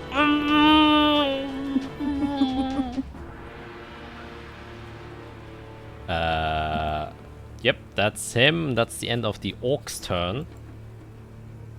Taking us to the leader, who will kind of go here. And then also Jimmy his way. Actually, he will just swim. Well, actually, no, that doesn't make any sense. We'll go over here. And then he will look at his...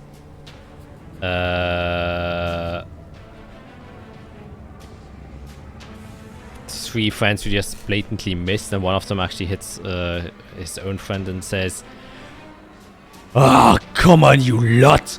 What the hell are you training for? Now get them!"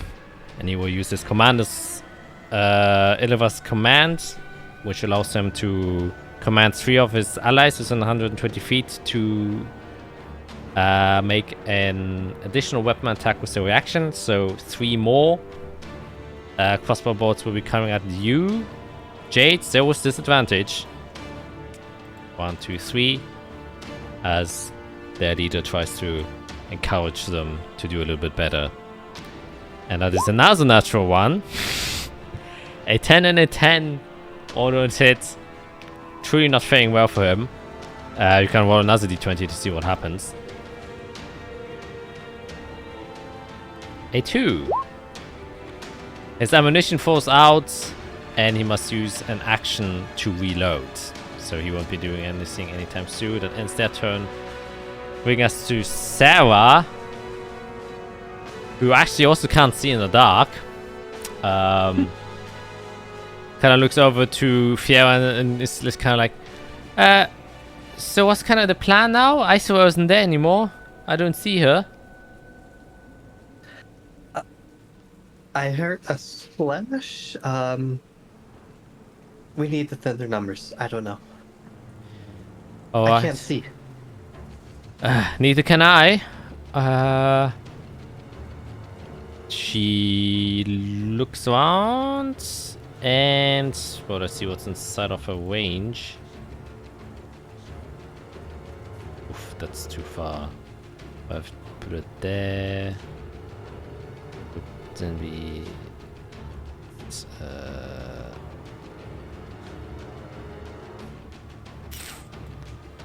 like everything's a bit far away.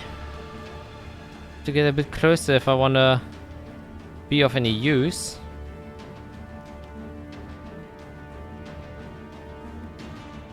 Can you take care of the guys like on the cliff coming towards us? And I like point in the area. She's like, you know what? I think if you want to get closer, I can hopefully get us a little friend.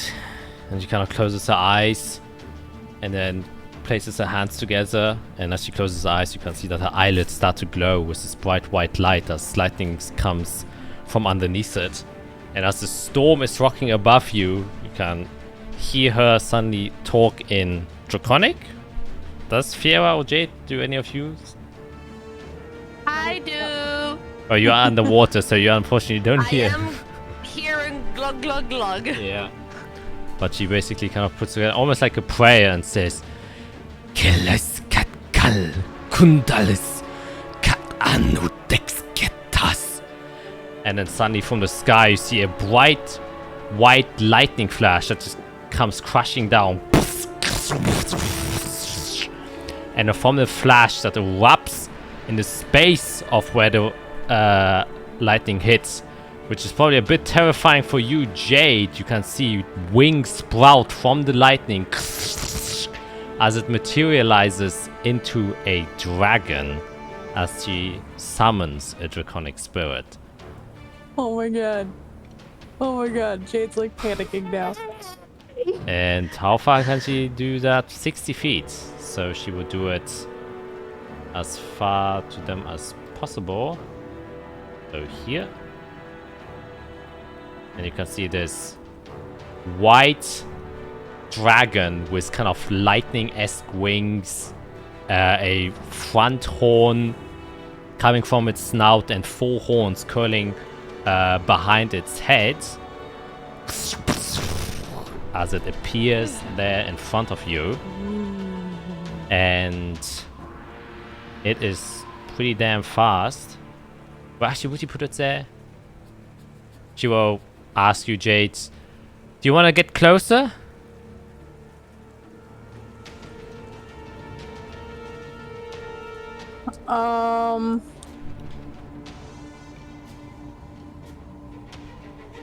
Sure. I say just like really timidly, which is odd for Jade.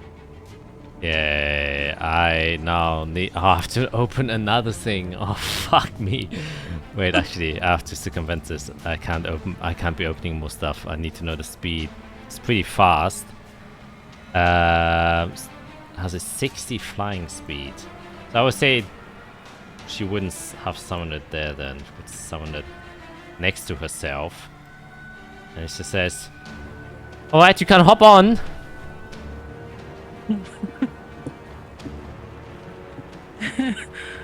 Oh my god, okay. So Jade's just like whispering to herself, "You can do this. You can do this. It's not gonna hurt you." And I just like climb on. Okay, the dragon kind of picks you up on its wings and then starts to fly. Actually, she's gonna like, I think maybe our first priority is to get Isorel. Oh, yeah. Alright, and then Anodex, if you could try and find her. And you can just see the dragon nod and then kind of just nod its head as its bright white lightning wings. And then with one dash, and with every kind of flap of the wing, you can hear crackling thunder just emanate as it flies 60 feet towards you, Icewell. And Icewell, as you kind of tumbling down and are underwater, suddenly you see this extremely bright light coming closer and closer towards you, as then suddenly this draconic head just pierces through the water surface and is kind of right there where you are. That's only its movement, 60 feet, and it will use... Do I see Jade at all on the dragon or not? I think you hear her just screaming as this thing is there, and I'm in the water, like, over here! Here! Help! And it will use its action to kind of pick you up, basically up on its back. So you're both kind of on this dragon now. Spirit form is, you know, a lot weaker than its actual form. So it's kind of struggling to hold you both there. But you are now on top of this dragon and it goes out of the water surface. But you can see that the entire surface of the other water is now electricized or electrified by the lightning of the dragon itself. And yeah, I would say that then Sarah will also go prone to be completely behind the wall and to avoid getting shot at. Okay, bring us to these dudes.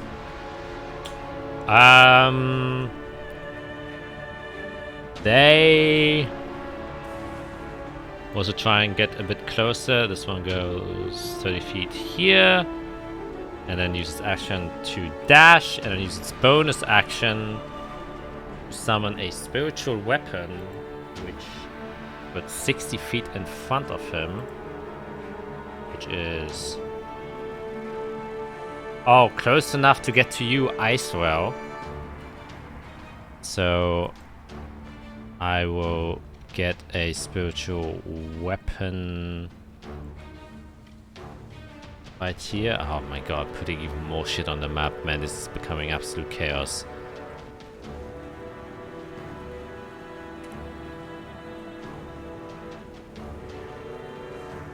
Okay. Oh yes, it worked. Okay, so here's a spiritual weapon.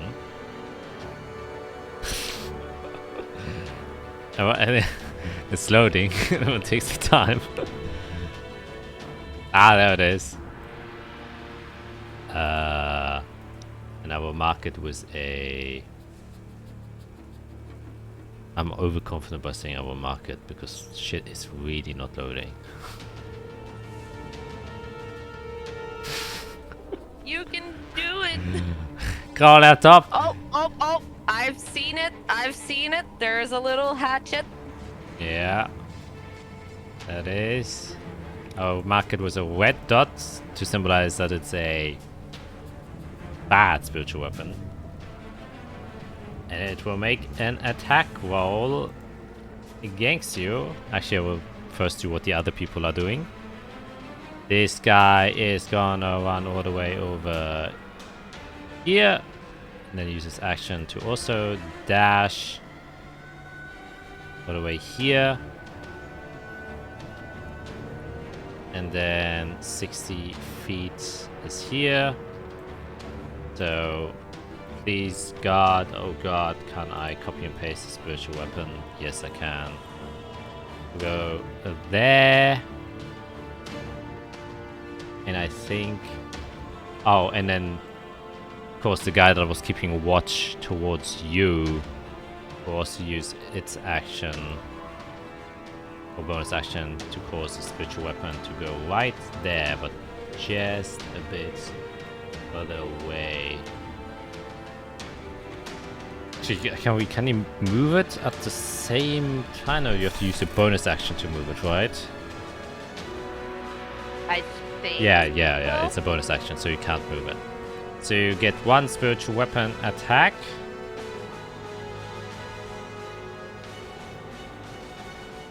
Which... man, this shit's really going slow. I apologize. With a 9, it just misses completely. Woof, and whiffs. Ending their turn. Bringing us to the guy who was talking with you.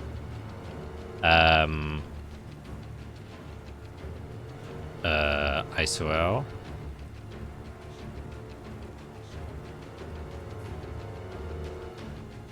Okay, yeah. He will look at the group that is in front of him, a large group, and he will say,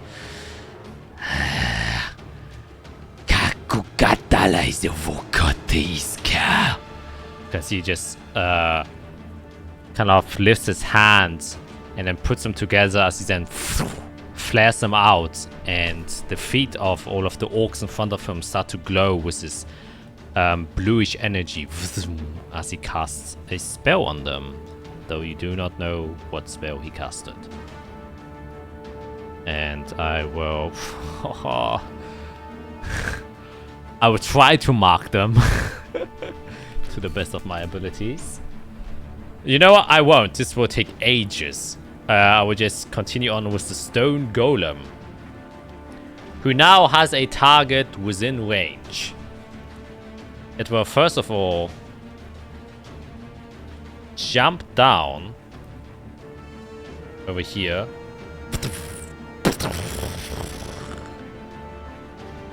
And charge its laser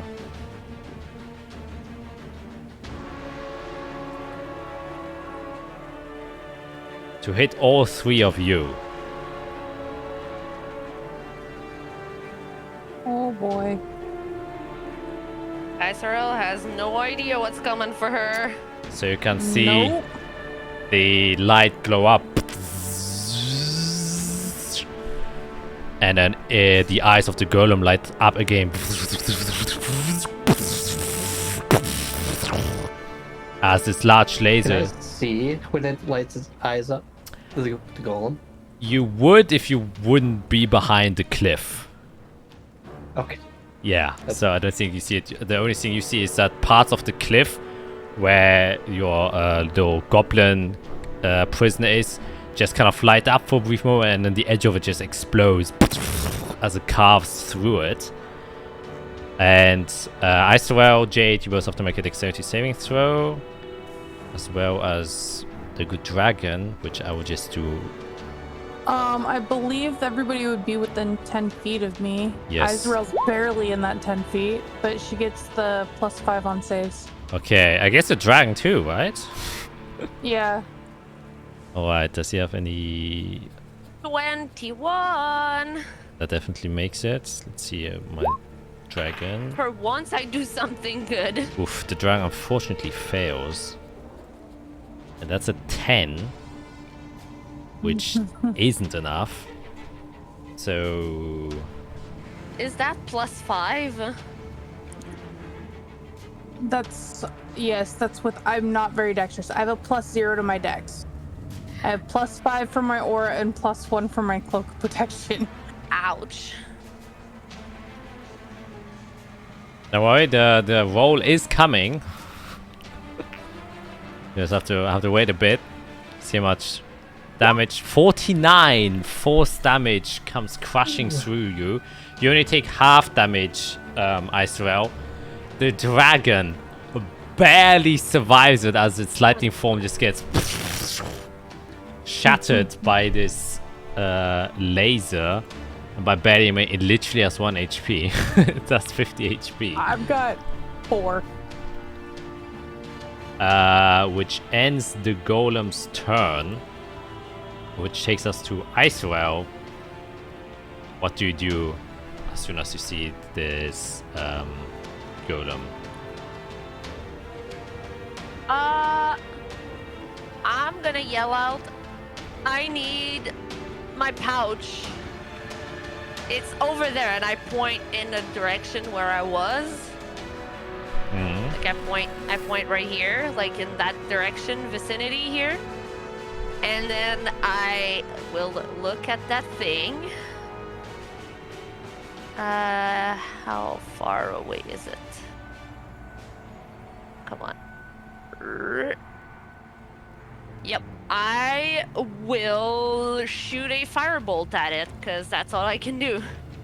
Alright. Make an attack roll.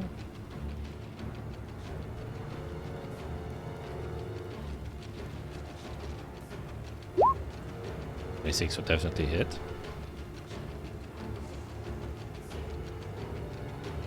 Dang! 14 fire damage. You sure it doesn't have any fire resistant? Nope, it doesn't. So it just takes the 14 fire damage. And I'm seeing I'm encountering a slight problem here because it takes so freaking long to load the token's settings. Holy shit, can I not give this tab more RAM? Oh my god, the tab is using 3 gigabytes of RAM. Holy shit. Jesus. Oh, Ouch. Christ.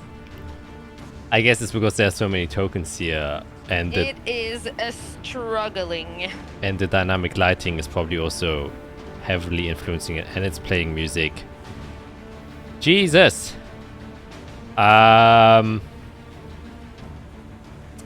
Okay, then I guess I have to manually write it down. Oh, brother. What have I done? What have I done?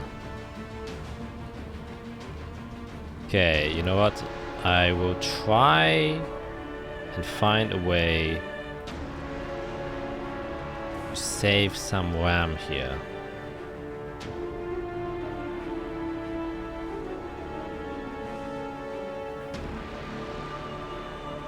Because this shit really isn't working out that well.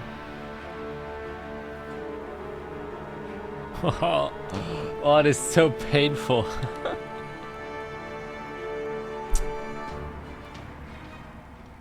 Okay.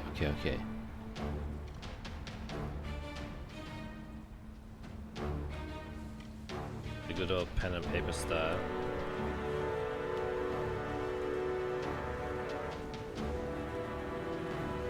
Okay, is that all you will do on your turn? That is all I can do. Okay, then that will bring us to Jade.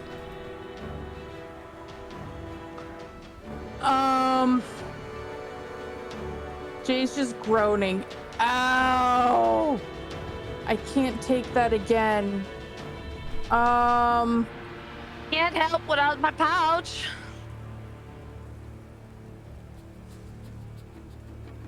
Let's see.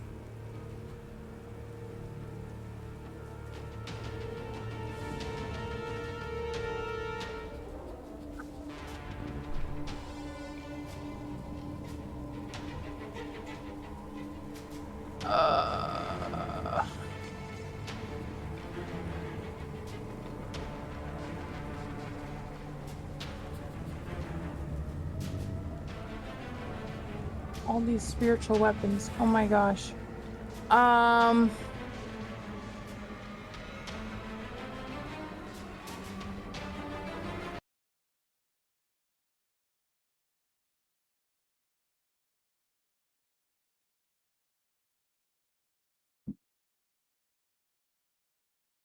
All right, so these 3 right here, I'm gonna do my Eldritch Blast to. Which tree?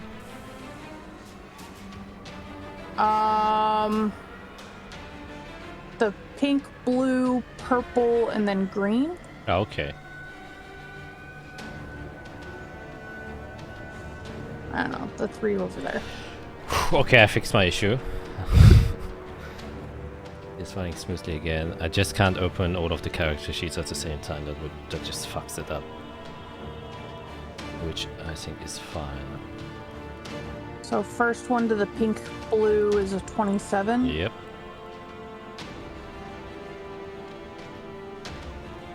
And then purple. Yep. Goddamn. Consistent high rolls of this old block. And then the third one A 17 hits. Alright. Alright. And then...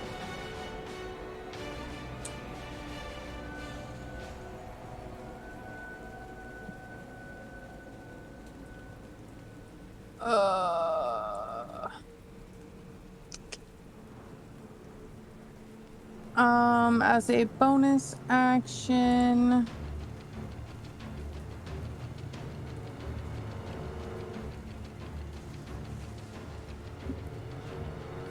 I'm gonna try to think as small as possible while I'm on the back of this dragon, and I just repeat, we need to get Azrael's back.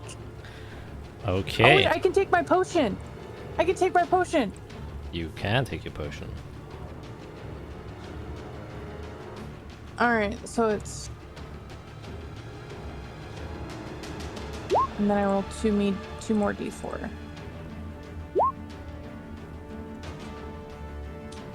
So 9. Yep, 9 healing there. I think that ends your turn then. That will take us to Fiera.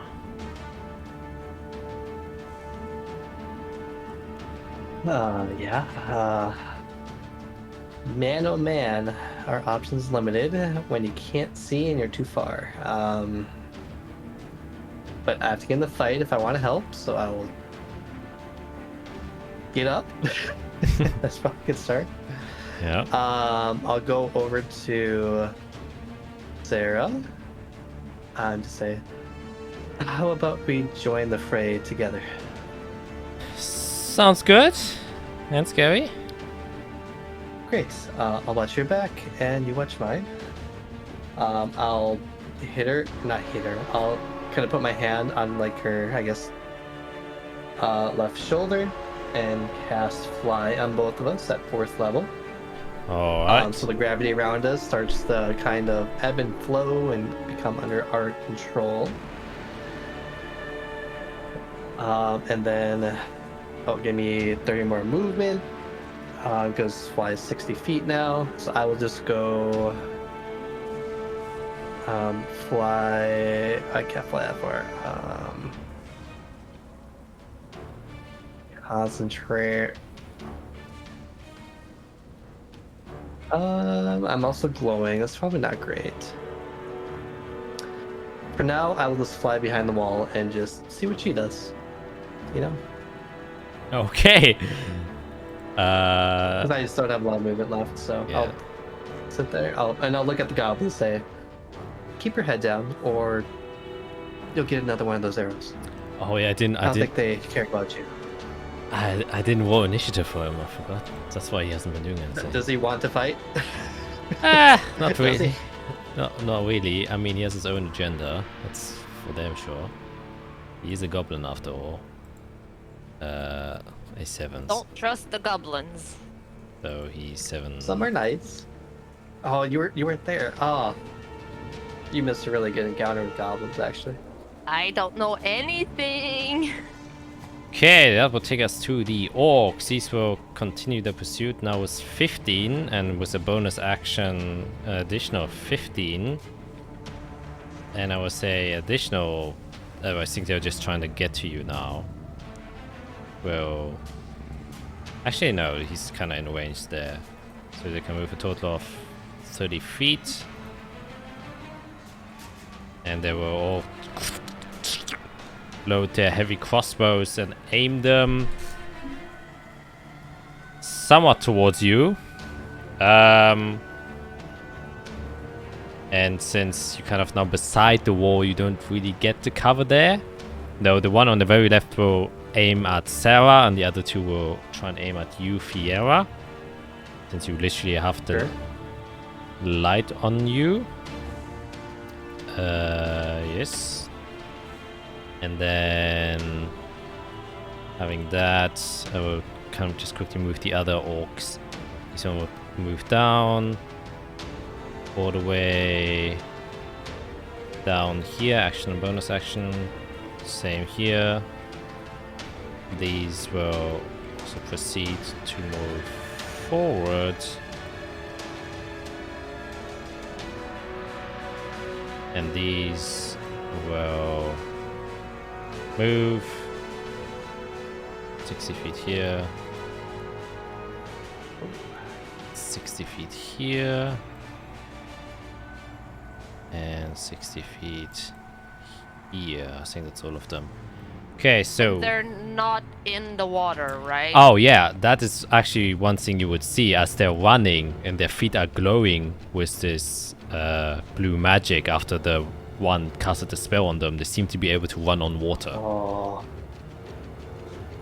Yeah. So one heavy crossbow towards Sarah. Starts with that. 9 misses, and then 2 on you, Fiera. An 18.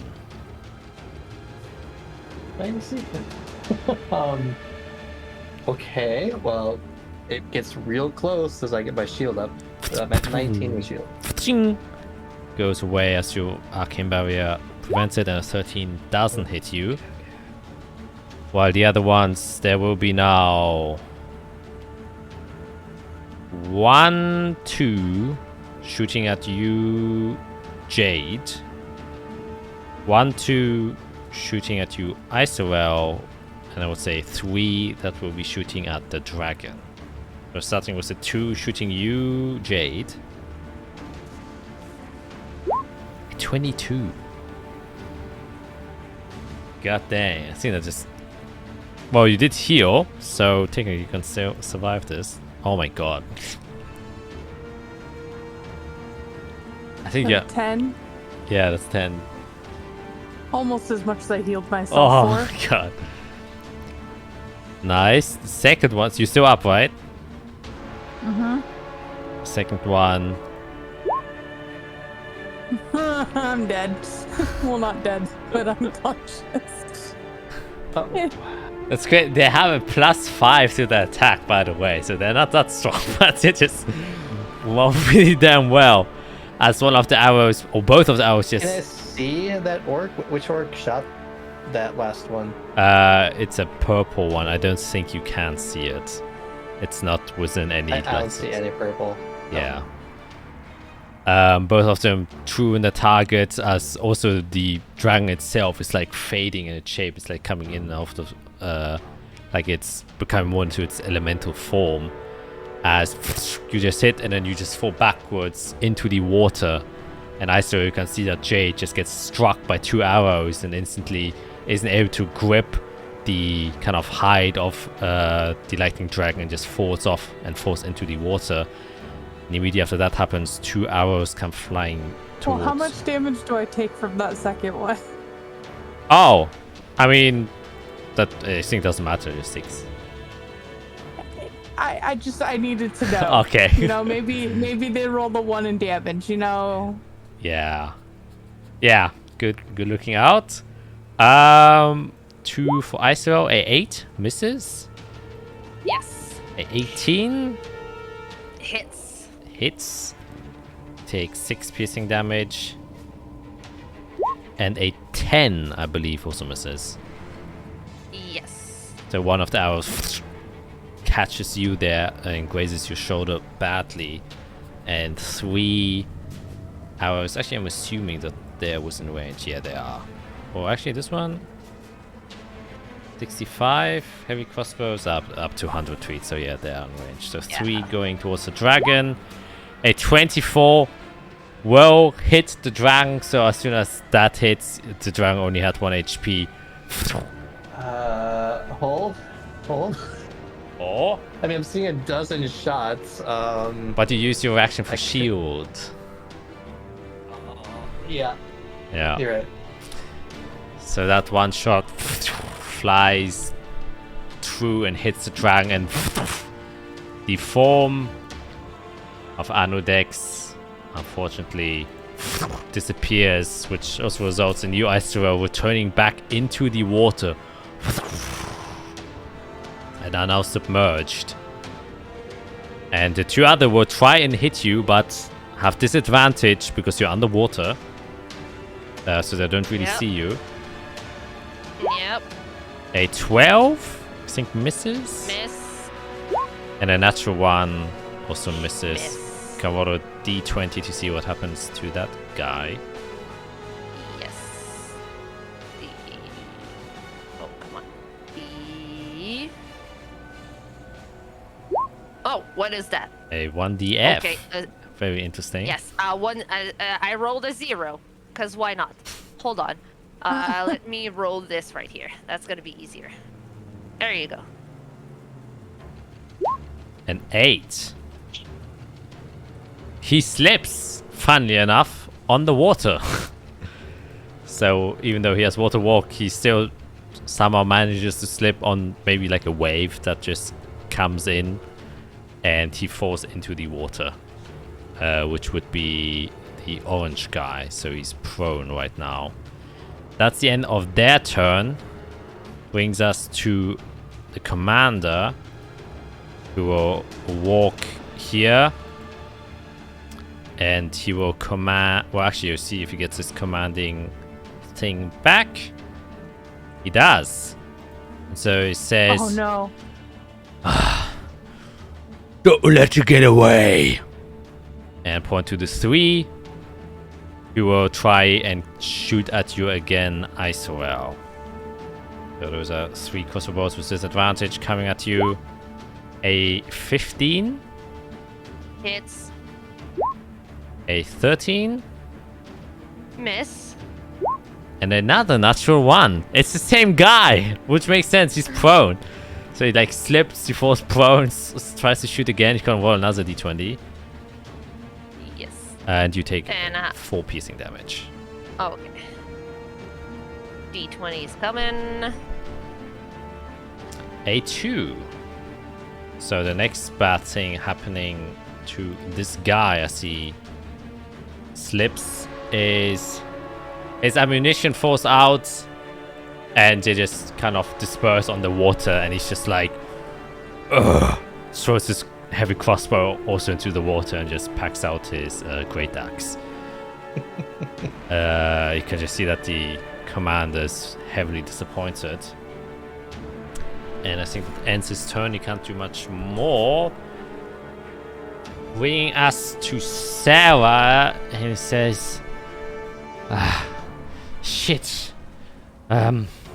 Think they got my dragon. I will try and help your friend and Jade. As she flies up and 60 feet, am I correct? Yep. Goes there. Doesn't see anything. I forgot that you can't see in the dark. I haven't seen anything either. I have no idea what's happening. So she is like...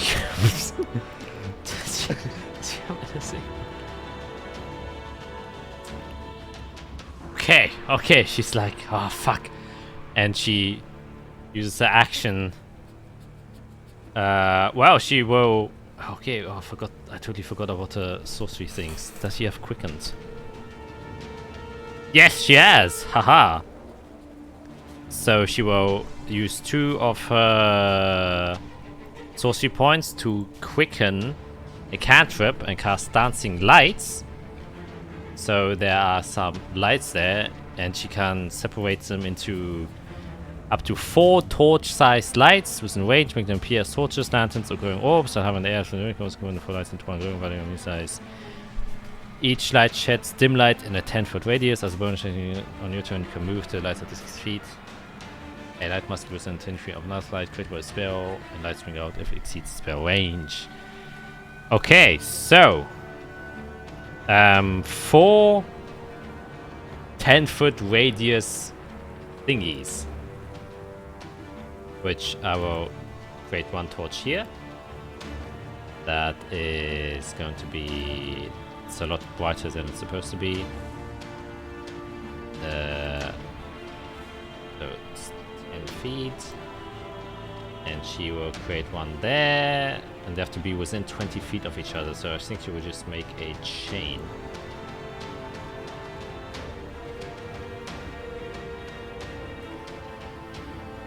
Wait, do all of them have to be within each other? A light must be within 20 feet of another light. Okay, yeah, so she can make a chain. Basically doing this, which allows her to see more than enough now. And with that, she will use her actual action to cast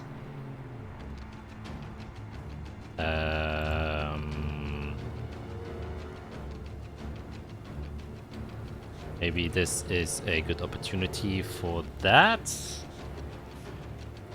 I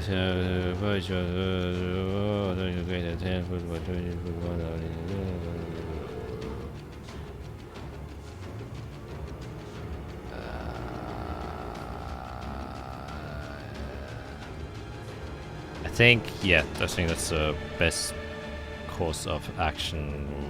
Actually, no, it isn't. She has to spare that, so she will use a first level spell slot to create another storm sphere, but pointed at the golem itself. Holy shit, that's loud. I apologize. 20 feet sphere.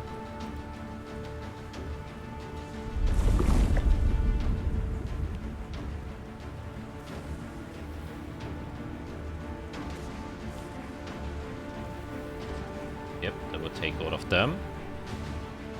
So they each have to make a... Let me read this again. Take on a strength saving throw. Or take 2d6 bludgeoning damage. Okay. So, strength saving throws. Okay.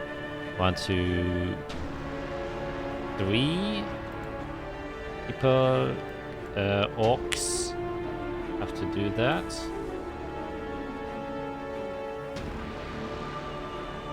Here comes left to right. 1 makes it. So special DC. It is 17. 2 fails and 3 fails. So they take 6 bludgeoning damage each. That's a make, fail.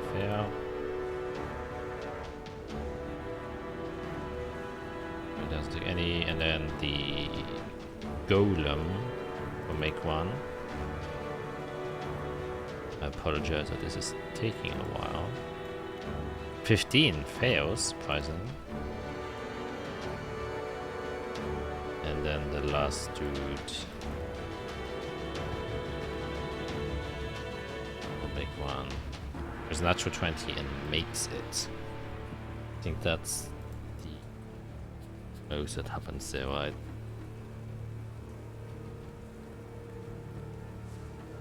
Yep. Okay, that ends her turn. Basically, bring us to the goblin. He will, seeing that he's alone with you, Fiera. Actually, make a persuasion check from what you just said.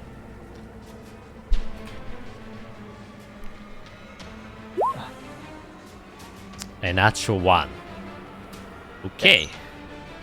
He will try and escape.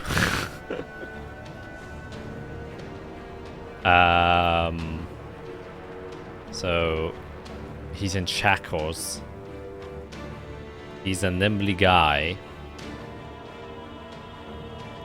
You shackled his hands, I assume, right? Yeah. Yeah. So he still has his normal movement.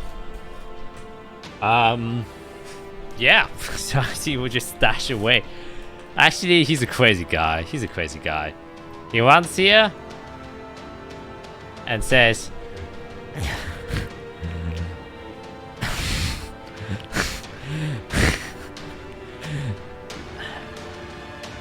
no one will take me alive! And jumps off the cliff into the water. Oh my gosh, goblins! And goes there and will use its bonus action to try and hide. So we'll roll here. And with a 3, he completely fails as you just hear him squirming and screaming as he can't really swim with the shackles and starting to drown, actually.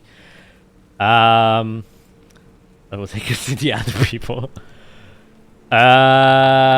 This one will try and get out of the storm cloud. So you just move on to get out there. And we'll just use bonus action to attack you, Isorel, with its spiritual weapon, which it will obviously command it to move it underwater towards you. The other one will basically do the same. Have it go towards you. He himself won't be doing that much since he can't do much. I think this one will get closer. He doesn't have the... Yes, he does. So he can move up actually a lot closer and starts joining the quote-unquote hunting party. And this one will just chill here. Have his spiritual weapon move 20 feet here. So just basically 2 spiritual weapon attacks on you, Isorel.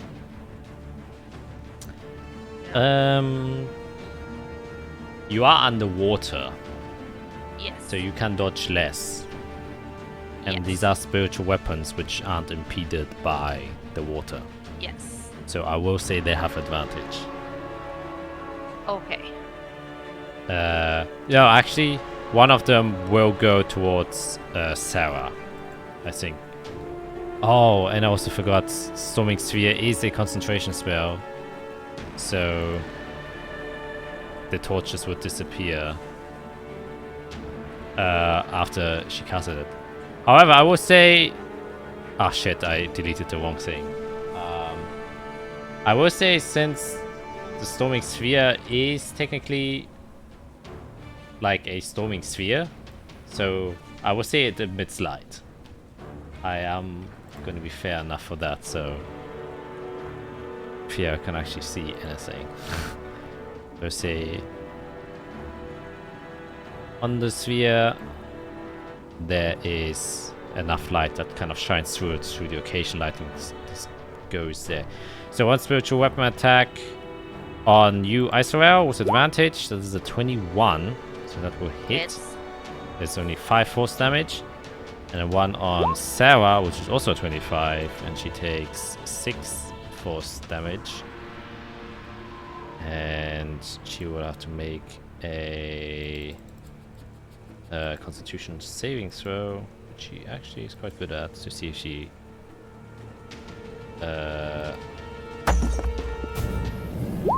Oh, but she fails! Are you kidding me?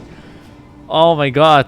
So her Storm Sphere unfortunately disappears, so the light source also disappears. Oh man, you gotta be kidding me. You gotta be kidding me.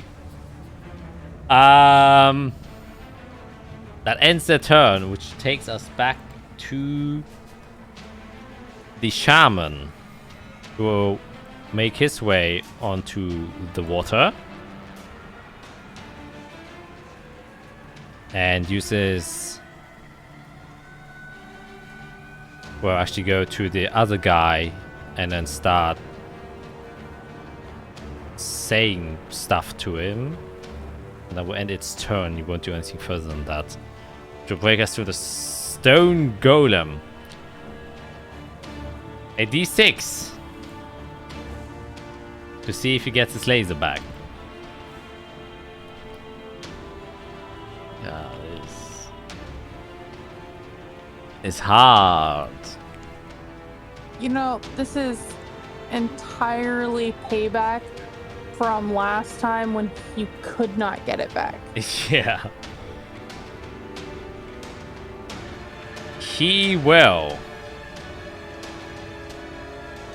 Are you ducked behind the wall, Fiera? I can't hear you. Oh.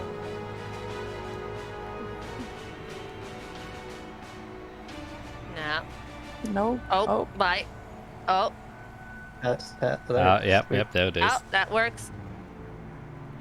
Yeah, I did fly behind the wall. Okay, but are you like hiding behind it, or can we see your head? How tall is it? I guess. Well, it is. I'd be like a couple inches off the ground, floating. Okay. I'm Then not crouched or prone. yeah, the golem will step into the water, move towards there, stay at the cliff, move all the way here, and see if you can. Yep, that works. In 120 feet line, take both of you as he charges up his laser.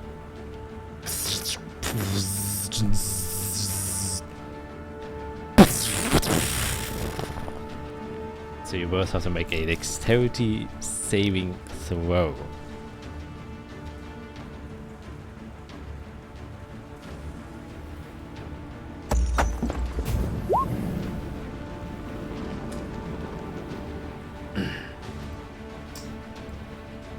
Yeah, both fail. Oh, jeez. Might still be flying. Maybe. 43. So yes. Ouch. As you both suffer 43 damage as you get hit with immediate impact with this laser. Oh boy, that hurts Sarah tremendously as she kind of floats around in the sky. That does end the golem's turn, and that brings us to Icerel. You currently underwater, and a spiritual weapon is floating in front of your head, and you can see Jade behind you sinking deeper. What do you do?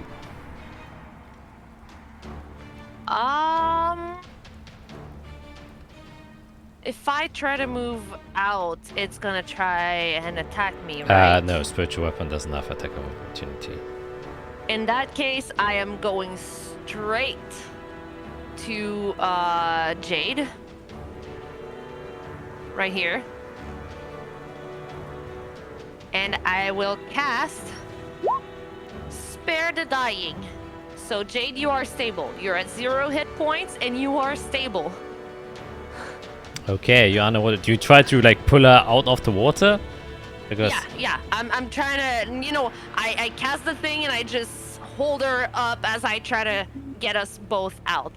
yeah, So I'm not in death saves. no, but I should also make an athletics check because she's wearing heavy armor and you're inside of water, which is a bad combo. Yeah. Come on. Dang! 18's pretty good. I have a +0 to athletics. Yeah, so you somehow manage, probably because you grip the wall that you are next to and hold Yeah. with all your might, Jade in one hand. You could see that she was just sinking deeper and deeper, just kind of holding onto her collar. You just crawl up the side of the wall to get a fresh breath of air as you kind of inhale again. But you immediately see the two orcs that are on the shore of this lake immediately see you as well and start aiming their heavy crossbows on you. Oh no. And I don't have any potions on me. I used the only potion I had. Okay. Did I see Jade fall? I don't think I did, right? Well, They were in darkness. you saw that you went on the lightning dragon and that you flew there and then disappeared.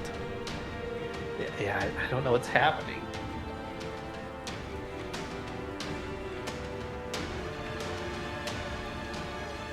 I don't have my pouch.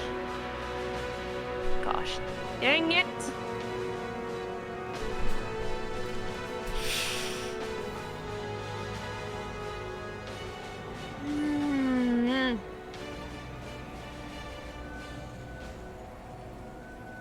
There is one bonus action I can do, but I don't know if I'm allowed to do it.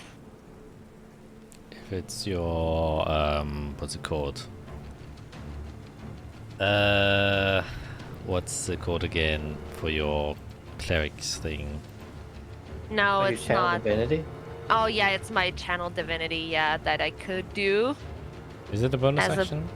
but it's not a bonus action. Okay. It is an action, and I used my action to stabilize Jade. Mhm. The one bonus action I can do is actually a spell, though, and it's actually a feat, so it's a free use, but it's a spell. And I've already used a spell, a cantrip, as an action, so I don't think I can use that. No. You can Right? cantrips. You can use in congruence Yeah. with normal actions. It's just spells you can't use, which I know Okay, cantrips are spells, but that's confusing. Yeah, no, because the thing is, I have a feat That gives you Mrs. as Step. Fate Touch. As Fate Touched, I have one free use of Misty Step Yes. that I can do. Yes. But I cannot do it because I don't have my pouch, but it also doesn't use components, which is why I'm all confused. No. Like for features, or Yeah. the spells that features that grant you spell, you can use them innately because that's like Okay. a racial trait. Okay. So I could use my Misty Step. Yes, you can use your Misty Step. Okay. Can I put Jade in a safe spot, or is she like really just like, am I holding on to her in the cliff right now, and if I let go of her, she's going to fall into the water? Yeah, that is currently the situation. Okay. You are holding on to her. It is not as deep here, though it's like a cliff wall, so she would like slowly slide down. Yeah. Okay. But you also have Sarah, who's flying like immediately next to you, Okay. who you actually don't know. I don't see her. Oh, she's right there. Okay. And I see her. Yeah, obviously she's like Yeah? flying there. Okay. You just got hit by a Okay. laser. Okay. I'm gonna scream out, friend or not? Pretty much, friend. I was the one who summoned the dragon. Awesome. Can you take care of her? I'll do my And I'm best. kind of like, okay, and whoosh, I'm gonna Misty Step out. Okay, well, you're Misty stepping too. That's what I'm going to figure out. Where can I go? Yeah, I'm gonna go over here because I'm not in the water anymore. Okay. And that's all I can do. Jade, you are currently stabilized, but you're slowly swimming down. I'm That's sorry. not it. And that will take us to Fiera. I'm trying. I have a big spell, but I have to hold concentration, so this is really bad. I guess I'll yell out first. Sarah, can I drop the flight? Or do you need it? I kinda need it. Your friend's drowning. You should tell about the fly pearl I have. Action though. Probably needs it. Okay, I have to play defense because I can't do anything else because I can't see. Okay, I'm flying. That is a thing. I have light on my person, which is a disaster right now. Weird question. What would it? I know if I ripped off my clothes to get the light off, or can I just turn the light off? Yeah, I as think like you can. Yeah, I think you can turn it off. Okay.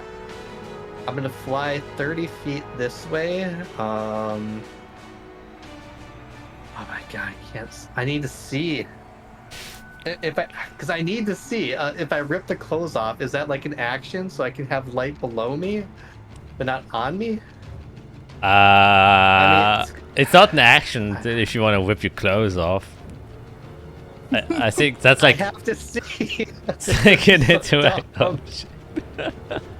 But it can't be on me because I don't want to be shot. And this is a dumb fight. Just being human sucks, and I didn't buy that light thing. That bites you in the ass. Okay. I have to see. I will fly 30 feet this way. Up at an angle, so I'm 30 feet higher than I was, whatever height that is. Yeah. See Jade on the shore. Lovely. Slowly sliding down. Yeah. I mean, the stupid thing is I have a giant AoE and I can't cast it. This is such a wizard dilemma here. I'm gonna fly 30 feet up even further. So I'm just very high in the sky. Yeah. Calculating range here. Because it's gonna get then how is it for distance again when it's at an angle? It's just the longest. It's just the longest. Okay. You'd be, if you fly another 30 from there, 30, so Yeah, you'd I be guess like, where am I at right now? you are like for 90 height? feet in the air. So I can, okay. I will dash another 30. I will dash 10 feet. Okay, it doesn't matter. Light comes off. I can't see anymore. Oh shit. Okay. I don't know. We're desperate now. And I will dash 60 feet further. So I'm 150 feet in the air. Yeah. And I guess I'll just yell out. We have to run. I'm leaving. Alright. Takes us to the orcs' turn. You're so far up and in darkness, so they definitely won't be able to see you. However, there is an ice on the rock, which is very visible. Yep. Yep. They will take aim at and try and hit. So, actually, these will run towards you. They can use their bonus actions to dash, so you will have 3 orcs right up in your face, Yep. and 2 of them shooting with heavy crossbow bolts. So let's start with the 3 that are just hitting you. It's a great axes. Yep. The first one, left to right, is a 20. Hits. The second one is a 23. Hits. The third one is a nat. Hits. 8. That's 12. That's 13. So it's 25. It's 33. I am down. However, I have, hold on, the Periapt of Wound Closure active on me.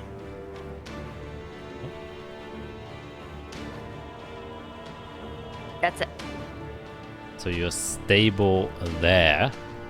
The other 2 will start. At the start of my next turn. Oh, okay. Yeah. Yeah. The other orcs will aim at Sarah. It's 2 of them.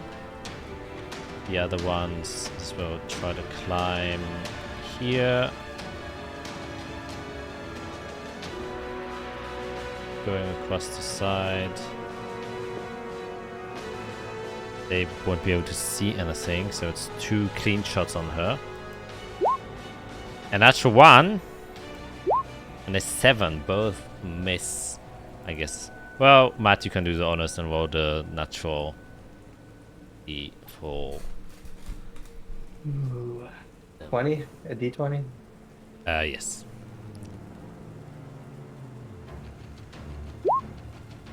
(17) takes 1 point of exhaustion, as I guess reloading the crossbow is kind of tiring him. And then the 2 others will shoot at her with disadvantage. Well, actually, no, they can't see her. Right? Yeah, no, she's too far away. So she wouldn't be see them because the light source there has disappeared. That won't happen. Ending the orc's turn, also just trying to keep an eye out. Taking us to their turn.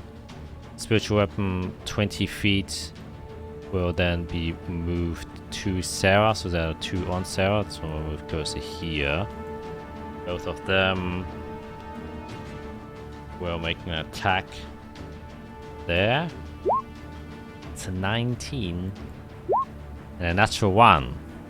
Okay, so she takes only 12 force damage from the 1 spiritual weapon. As 1 misses, I guess you can roll another D20, Matt. Even though it's a spiritual weapon, not much will happen. 19, let's see.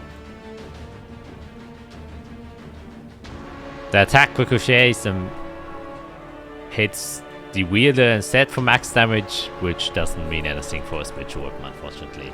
So, just misses entirely and doesn't have anything else occur. Sarah will. Oof. Look at Jade, look at Israel. Look very worried.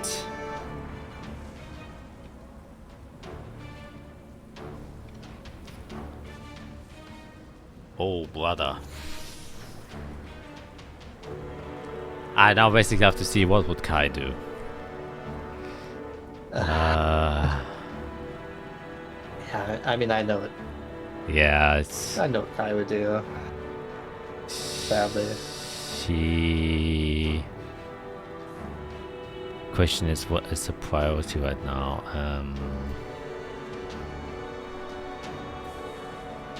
I guess Kai didn't have the losses she has, though.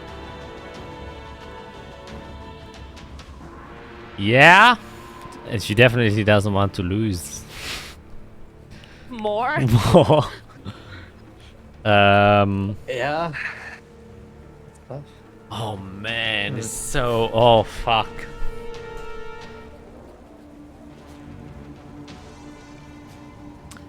She will...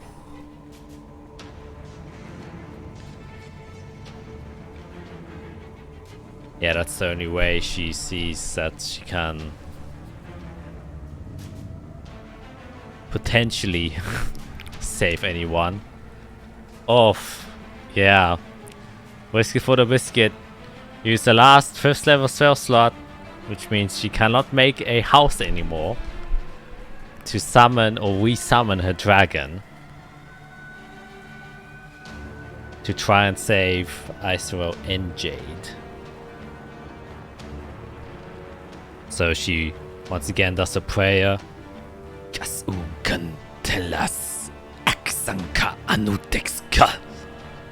And resummons Anodex. So she's concentrating now. And tells it to pick up Israel. It does. And I think she will then go to Jade, pick up Jade. It's 5 feet. Fly up. The rest of her movement. Actually, I will have her make a Jade is heavy, flying with her, carrying her. I will make her do a strength check. She's not very good at it. But with a 16 manages to pick up Jade onto her shoulder. Fly up the rest of her 55 movement. Anudex, as she picks up Isorel, will make 2... Oh, should just disappear. Well, the problem with Anudex is he is also a bright beacon of light that you can just see miles away. So he will actually make 2 rend attacks as per the Draconic Spirit character sheet. The first one is the top one, second one is the bottom one. There's a 21, an 11. Christ. But there's 14 piercing damage to the 1. Let's see, that bloodies him immediately. And then he can use his breath weapon attack. He inhales in a 30-foot cone. A wave of lightning perishes out from him.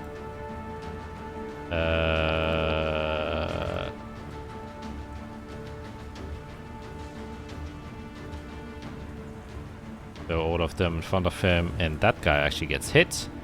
So they have to make a dexterity saving throw. Or take 10 damage, which isn't much, but you know. Dexterity saving throw, so those 3 orcs will make it there. 1, 2, 3. And then the other one will also make a dexterity saving throw. 11. So all of them fail except a natural 20. And I think if you fail, take half damage, so he only takes 5. While the others take 10. The left one actually dies. The right one, the top one I mean. And this one takes damage. And the lower one also takes 10 damage. And then he will fly up 60 feet with Isorel on his back. It's 2 opportunity attacks from the orcs. An 11 won't hit. And a 19 will just barely hit. So he takes 14 slashing damage. Which actually... Does he have resistance to non-magical weapons? No, he doesn't, so he takes the full 14 damage. Ending that one finally, the goblin is drowning. Let's see if he manages to stay afloat. I would like him to do a strength check. Nope, he is now submerged underwater and is continuing to sink deeper as he isn't able to keep on still aloft because the shackles are a bit heavier than he has anticipated. Okay, the spiritual weapons definitely won't be able to keep up with the dragon. I would say we'll fly 60 feet here with Icestone's top. So these guys actually can't do anything as far as I'm concerned. They don't really have ranged. Yep, nope. Then the orc shaman will just kind of go here and kind of call to his people, Akates Kigakatal.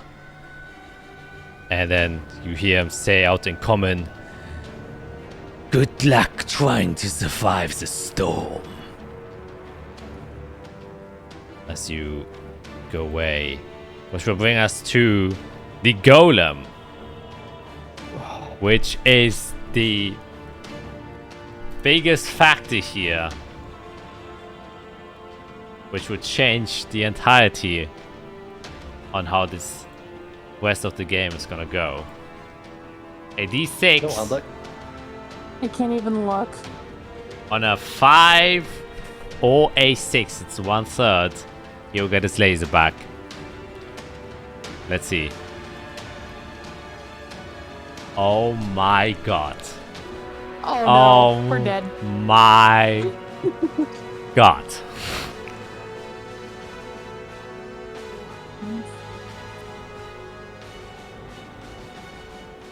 He aims at the dragon. Well, now it's funny. Would you also be able to catch you in the laser, Fiera, if you are? I don't think so. I think you're way too high to be. I can't see. To be caught. No. There's. I'm 150 feet up. Yes, I like the height differential because the dragon is You can't see me though. 60 feet up. Oh yeah, true. Oh yeah, you're right. Actually, well, he can't see the dragon, so he actually would just aim at the dragon and try and shoot it down. Wait.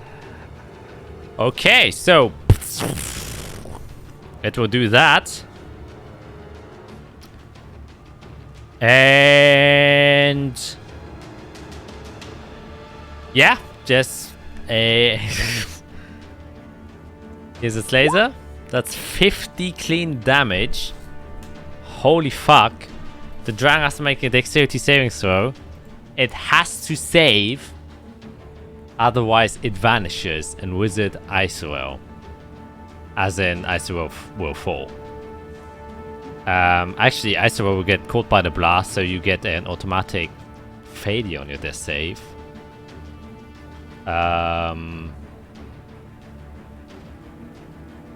Yeah, okay, here it comes. Let me just open the character sheet again. There's a +2. Chances don't look that good. Oh no.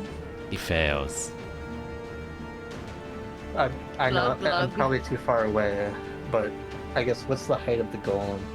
I'm guessing it's not 30 feet off the ground. It's probably flat at 0. Yeah.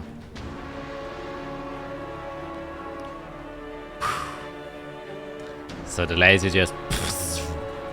And you can see it, Fiera, as the glowing dragon tries to fly away. You see the golem's head light up, and just a laser that carves right into the mountain that is next to you. Destroy some of the rock and rubble that flies out, and then the light of the dragon disappears once again, and you can see Isorel's body fall into the water, down again, as he disappears into the darkness. And you can see, well, you actually can't see, well, in the flash of light you can just see Sarah's face, kind of like in despair. That was like a last resource she tried to use to save you guys, and didn't manage to do so. To take us to Isorel's turn, which Yep. your parry up is keeping you alive, but you are currently underwater Yes. and drowning. Yes. Jade, you're stabilized by Isorel, held by Sarah. Fiera. Yeah, seeing that flash, crash.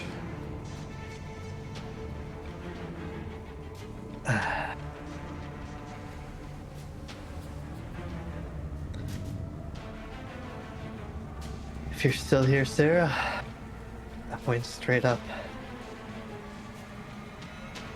And I'll just fly up toward the sky. I think I'm clutching the divine token that kind of has that calming aura, but I'm gripping it tighter than I ever have, and there's probably just a little trickle of blood as I try to crush it.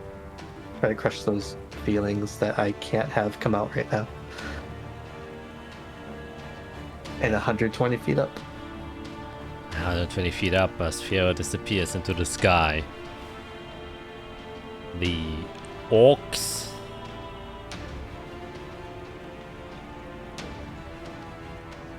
kind of gather around here. Will still attempt to shoot at Sarah. She's still barely within the visible range of most of them. Oh, some of them actually. Just 1, 2, 3, 4. 5.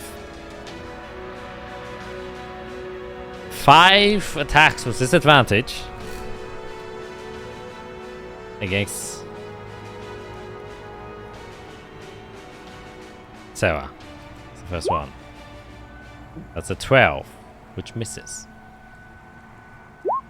A 9, which misses. Guy can't look. A 19, which hits.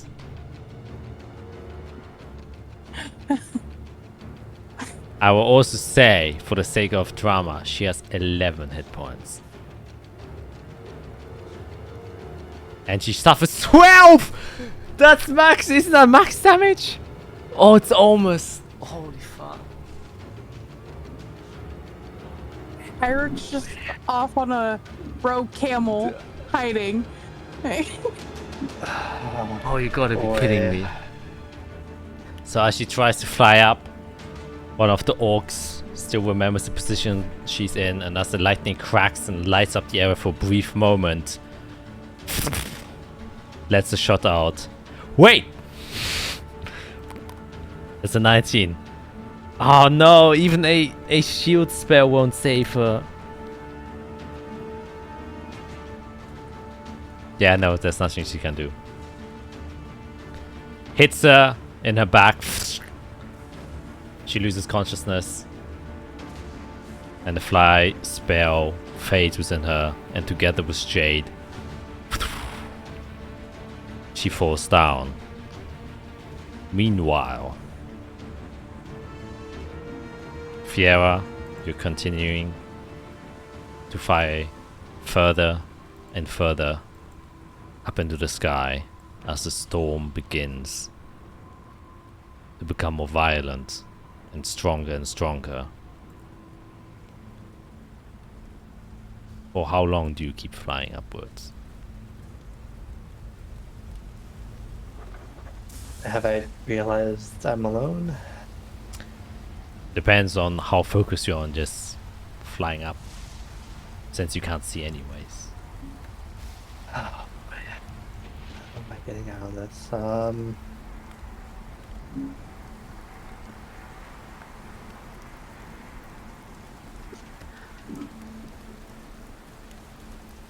Fiera wants to survive.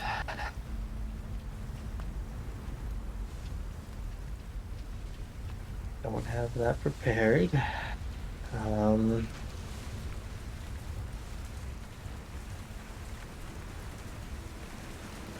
think I get pretty high. 1,000 feet, maybe.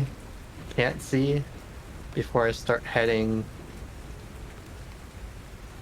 the direction the storm's going to try to buy time. And fly until fly drops and I have to land and try to find a place to go down. And eventually I would put light on just as it's fading and I need to land. As you fly higher and higher up into the sky, you see the vastness of the high storm covering the entire horizon, with different colors of lightnings flashing time and time again as the looming front and face of the storm itself becomes larger and larger, approaching, creating the sense of anxiety that you just have learned to feel in the presence of something so mighty, of a natural power that you have communicated with, but just seeing this cloud front, you almost like instantly forget that it has a name, that it is a creature. It is just this force that is contending with you right now. As you land down in the random areas that you just flew towards to, in the darkness, where only the clouds of the danger that is imminently going to impact you, visible to you, completely drenched in the cold, high storm water. The wind's blowing your wet hair across your face. Your fingers start shivering as you notice that your entire body is starting to cool down from the wind and the wetness, while you're still clutching the divine token given to you. That's where we're gonna end today's session.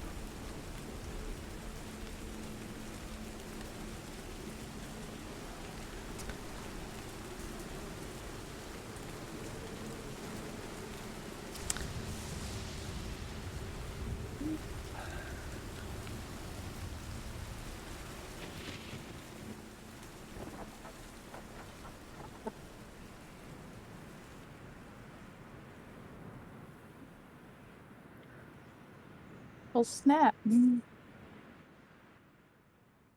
Wow. This went way worse than I ever could have anticipated it. Yeah. Yeah, I mean, we rushed in. We did not hide whatsoever with those rolls. Got caught at a bad spot. It was dark with 2 humans. And Israel couldn't cast spells. Yep. And then, yeah, the golem got lasers. Too many, too much. We were very overconfident. Yeah. Yeah. And Irix lost on a camel. Yep. Wait, if I fall unconscious, would my camel disappear? Yeah, that's what I'm thinking too right now. Does the spell say it? If not, then Gastulu's living his life right now. It's not concentration. Um, So who knows? so it says, Oh, yeah.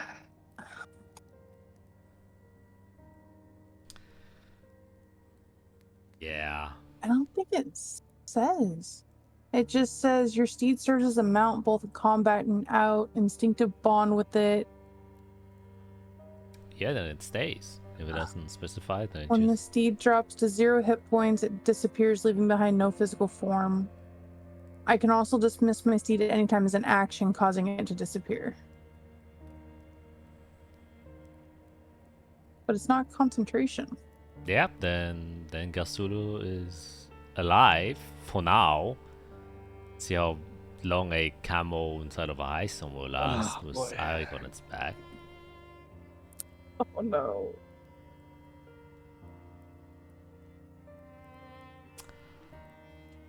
Yeah. Well, welcome back, Skid. Awesome. This is what happens when you leave. I know. And the boys and I are left to our own devices. We get into mischief. I shouldn't go on vacation. I'm not allowed to take a rest. Last time we got in a fight with a demon. This time you got kidnapped and we had to come try to rescue you. Yeah. Next time I try to take a vacation, please stop me. Yeah, we do better as 4 in fights for sure. Mm. For sure. Yeah. Yeah. Funny how a spellcaster without spell is very useless in a fight. Or blind. Yep. Blind's bad too. Yeah. Yep. Just not being able to cast spells is pretty bad for a spellcaster. Mm-hmm. Mm-hmm. Yeah. I think I would say it's a combination of like a bit of unluck but really bad planning that kind of made this the way it was. I think definitely some decisions were made that were a bit questionable. But at the end of the day, I'm pretty sure it would have been a lot different if the golem didn't get both of its lasers back. Or 3 of its lasers. Yeah, I was gonna say, didn't it have 3? Well, at the beginning, it's already like pre-charged, and then it got 2 of them Yeah, back. it lasered every turn. Yeah, so that is a very big unluck. Yeah. Yeah, you live and you learn.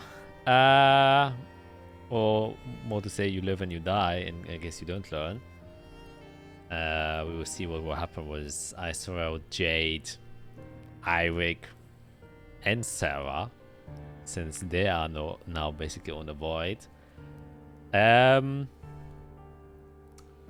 Yeah, so join us next time to see if this is gonna be my next TPK. Or if it's gonna be something else. Please don't be. I'm already starting a new campaign. I can't start another one. It's too much. My heart can't handle it. We got the 66. Yeah. We got close a few times to TPK, and Yeah, you still managed to make it out, so definitely don't lose hope. Oof. There might be a couple of things that are there. Oh my god. What we need is Eirik to come back to his senses. Yeah. He would come back on top of a camel, a lot of people unconscious, like Yeah. 12 orcs around Yep. a bonfire with you guys around a pole, bloody, and Yep. you're nowhere in sight. Yep. We need a good old Eirik freak out. I will actually say that the one person who has it worst right now is Eirik, actually. Just because you guys did not know what happened to him. I'm just like, oh no. No idea. Oh no. Yeah. Yeah. I bet Greg will be very happy to find out what has happened. Yeah.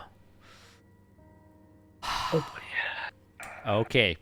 Well, it's goodbye for us for now.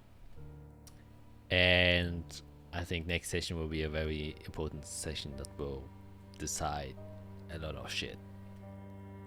So definitely don't miss out on that. Like and subscribe if you want to see potentially the last episode. No, we have to stay optimistic. It won't be. Fiera will do something. I don't know. Here's Sarah a didn't know what to bribe. do, so she left. Here's a She's like, bribe to the DM. Look how Oh. cute he is and how I'll summon Glamour. No. Glamour will Yes. fix this. Yes. Glamour. Yes. He has dark vision. He'll do it Yes. Yeah. all. I'll send him in. There we go. Yeah. Right, buddy? Yeah. You're gonna why save don't you the use campaign, Glamour to right? begin with? You can see through Glamour's eyes, can't you? I can't. I don't think he actually has dark vision. Don't cats have dark vision? I'm pretty sure. I don't Cats think have so. dark vision, yeah. I feel like cats have dark vision. Cats have dark vision. They are nocturnal. Oh. Well, in DnD, do they have dark vision? I don't think they do. We I'll can find- see. Cat? Smell, In- yes. Sight, no. No, they have smell. They don't have sight, which is very weird. It's kind of backwards. Well, See. they don't have dark vision, which makes sense. Dark vision implies you can see in absolute darkness, which, you know, obviously. It's the case in real cats. Yeah, no. Yeah. It's you know, dark vision is a magical ability, and they Yeah. the one. So, anyways, yeah, we will see next week what's gonna go. So, for now, fortunately, I have to leave these players a little bit sad, a little bit down, but not everything can be happy, unfortunately. So, bye.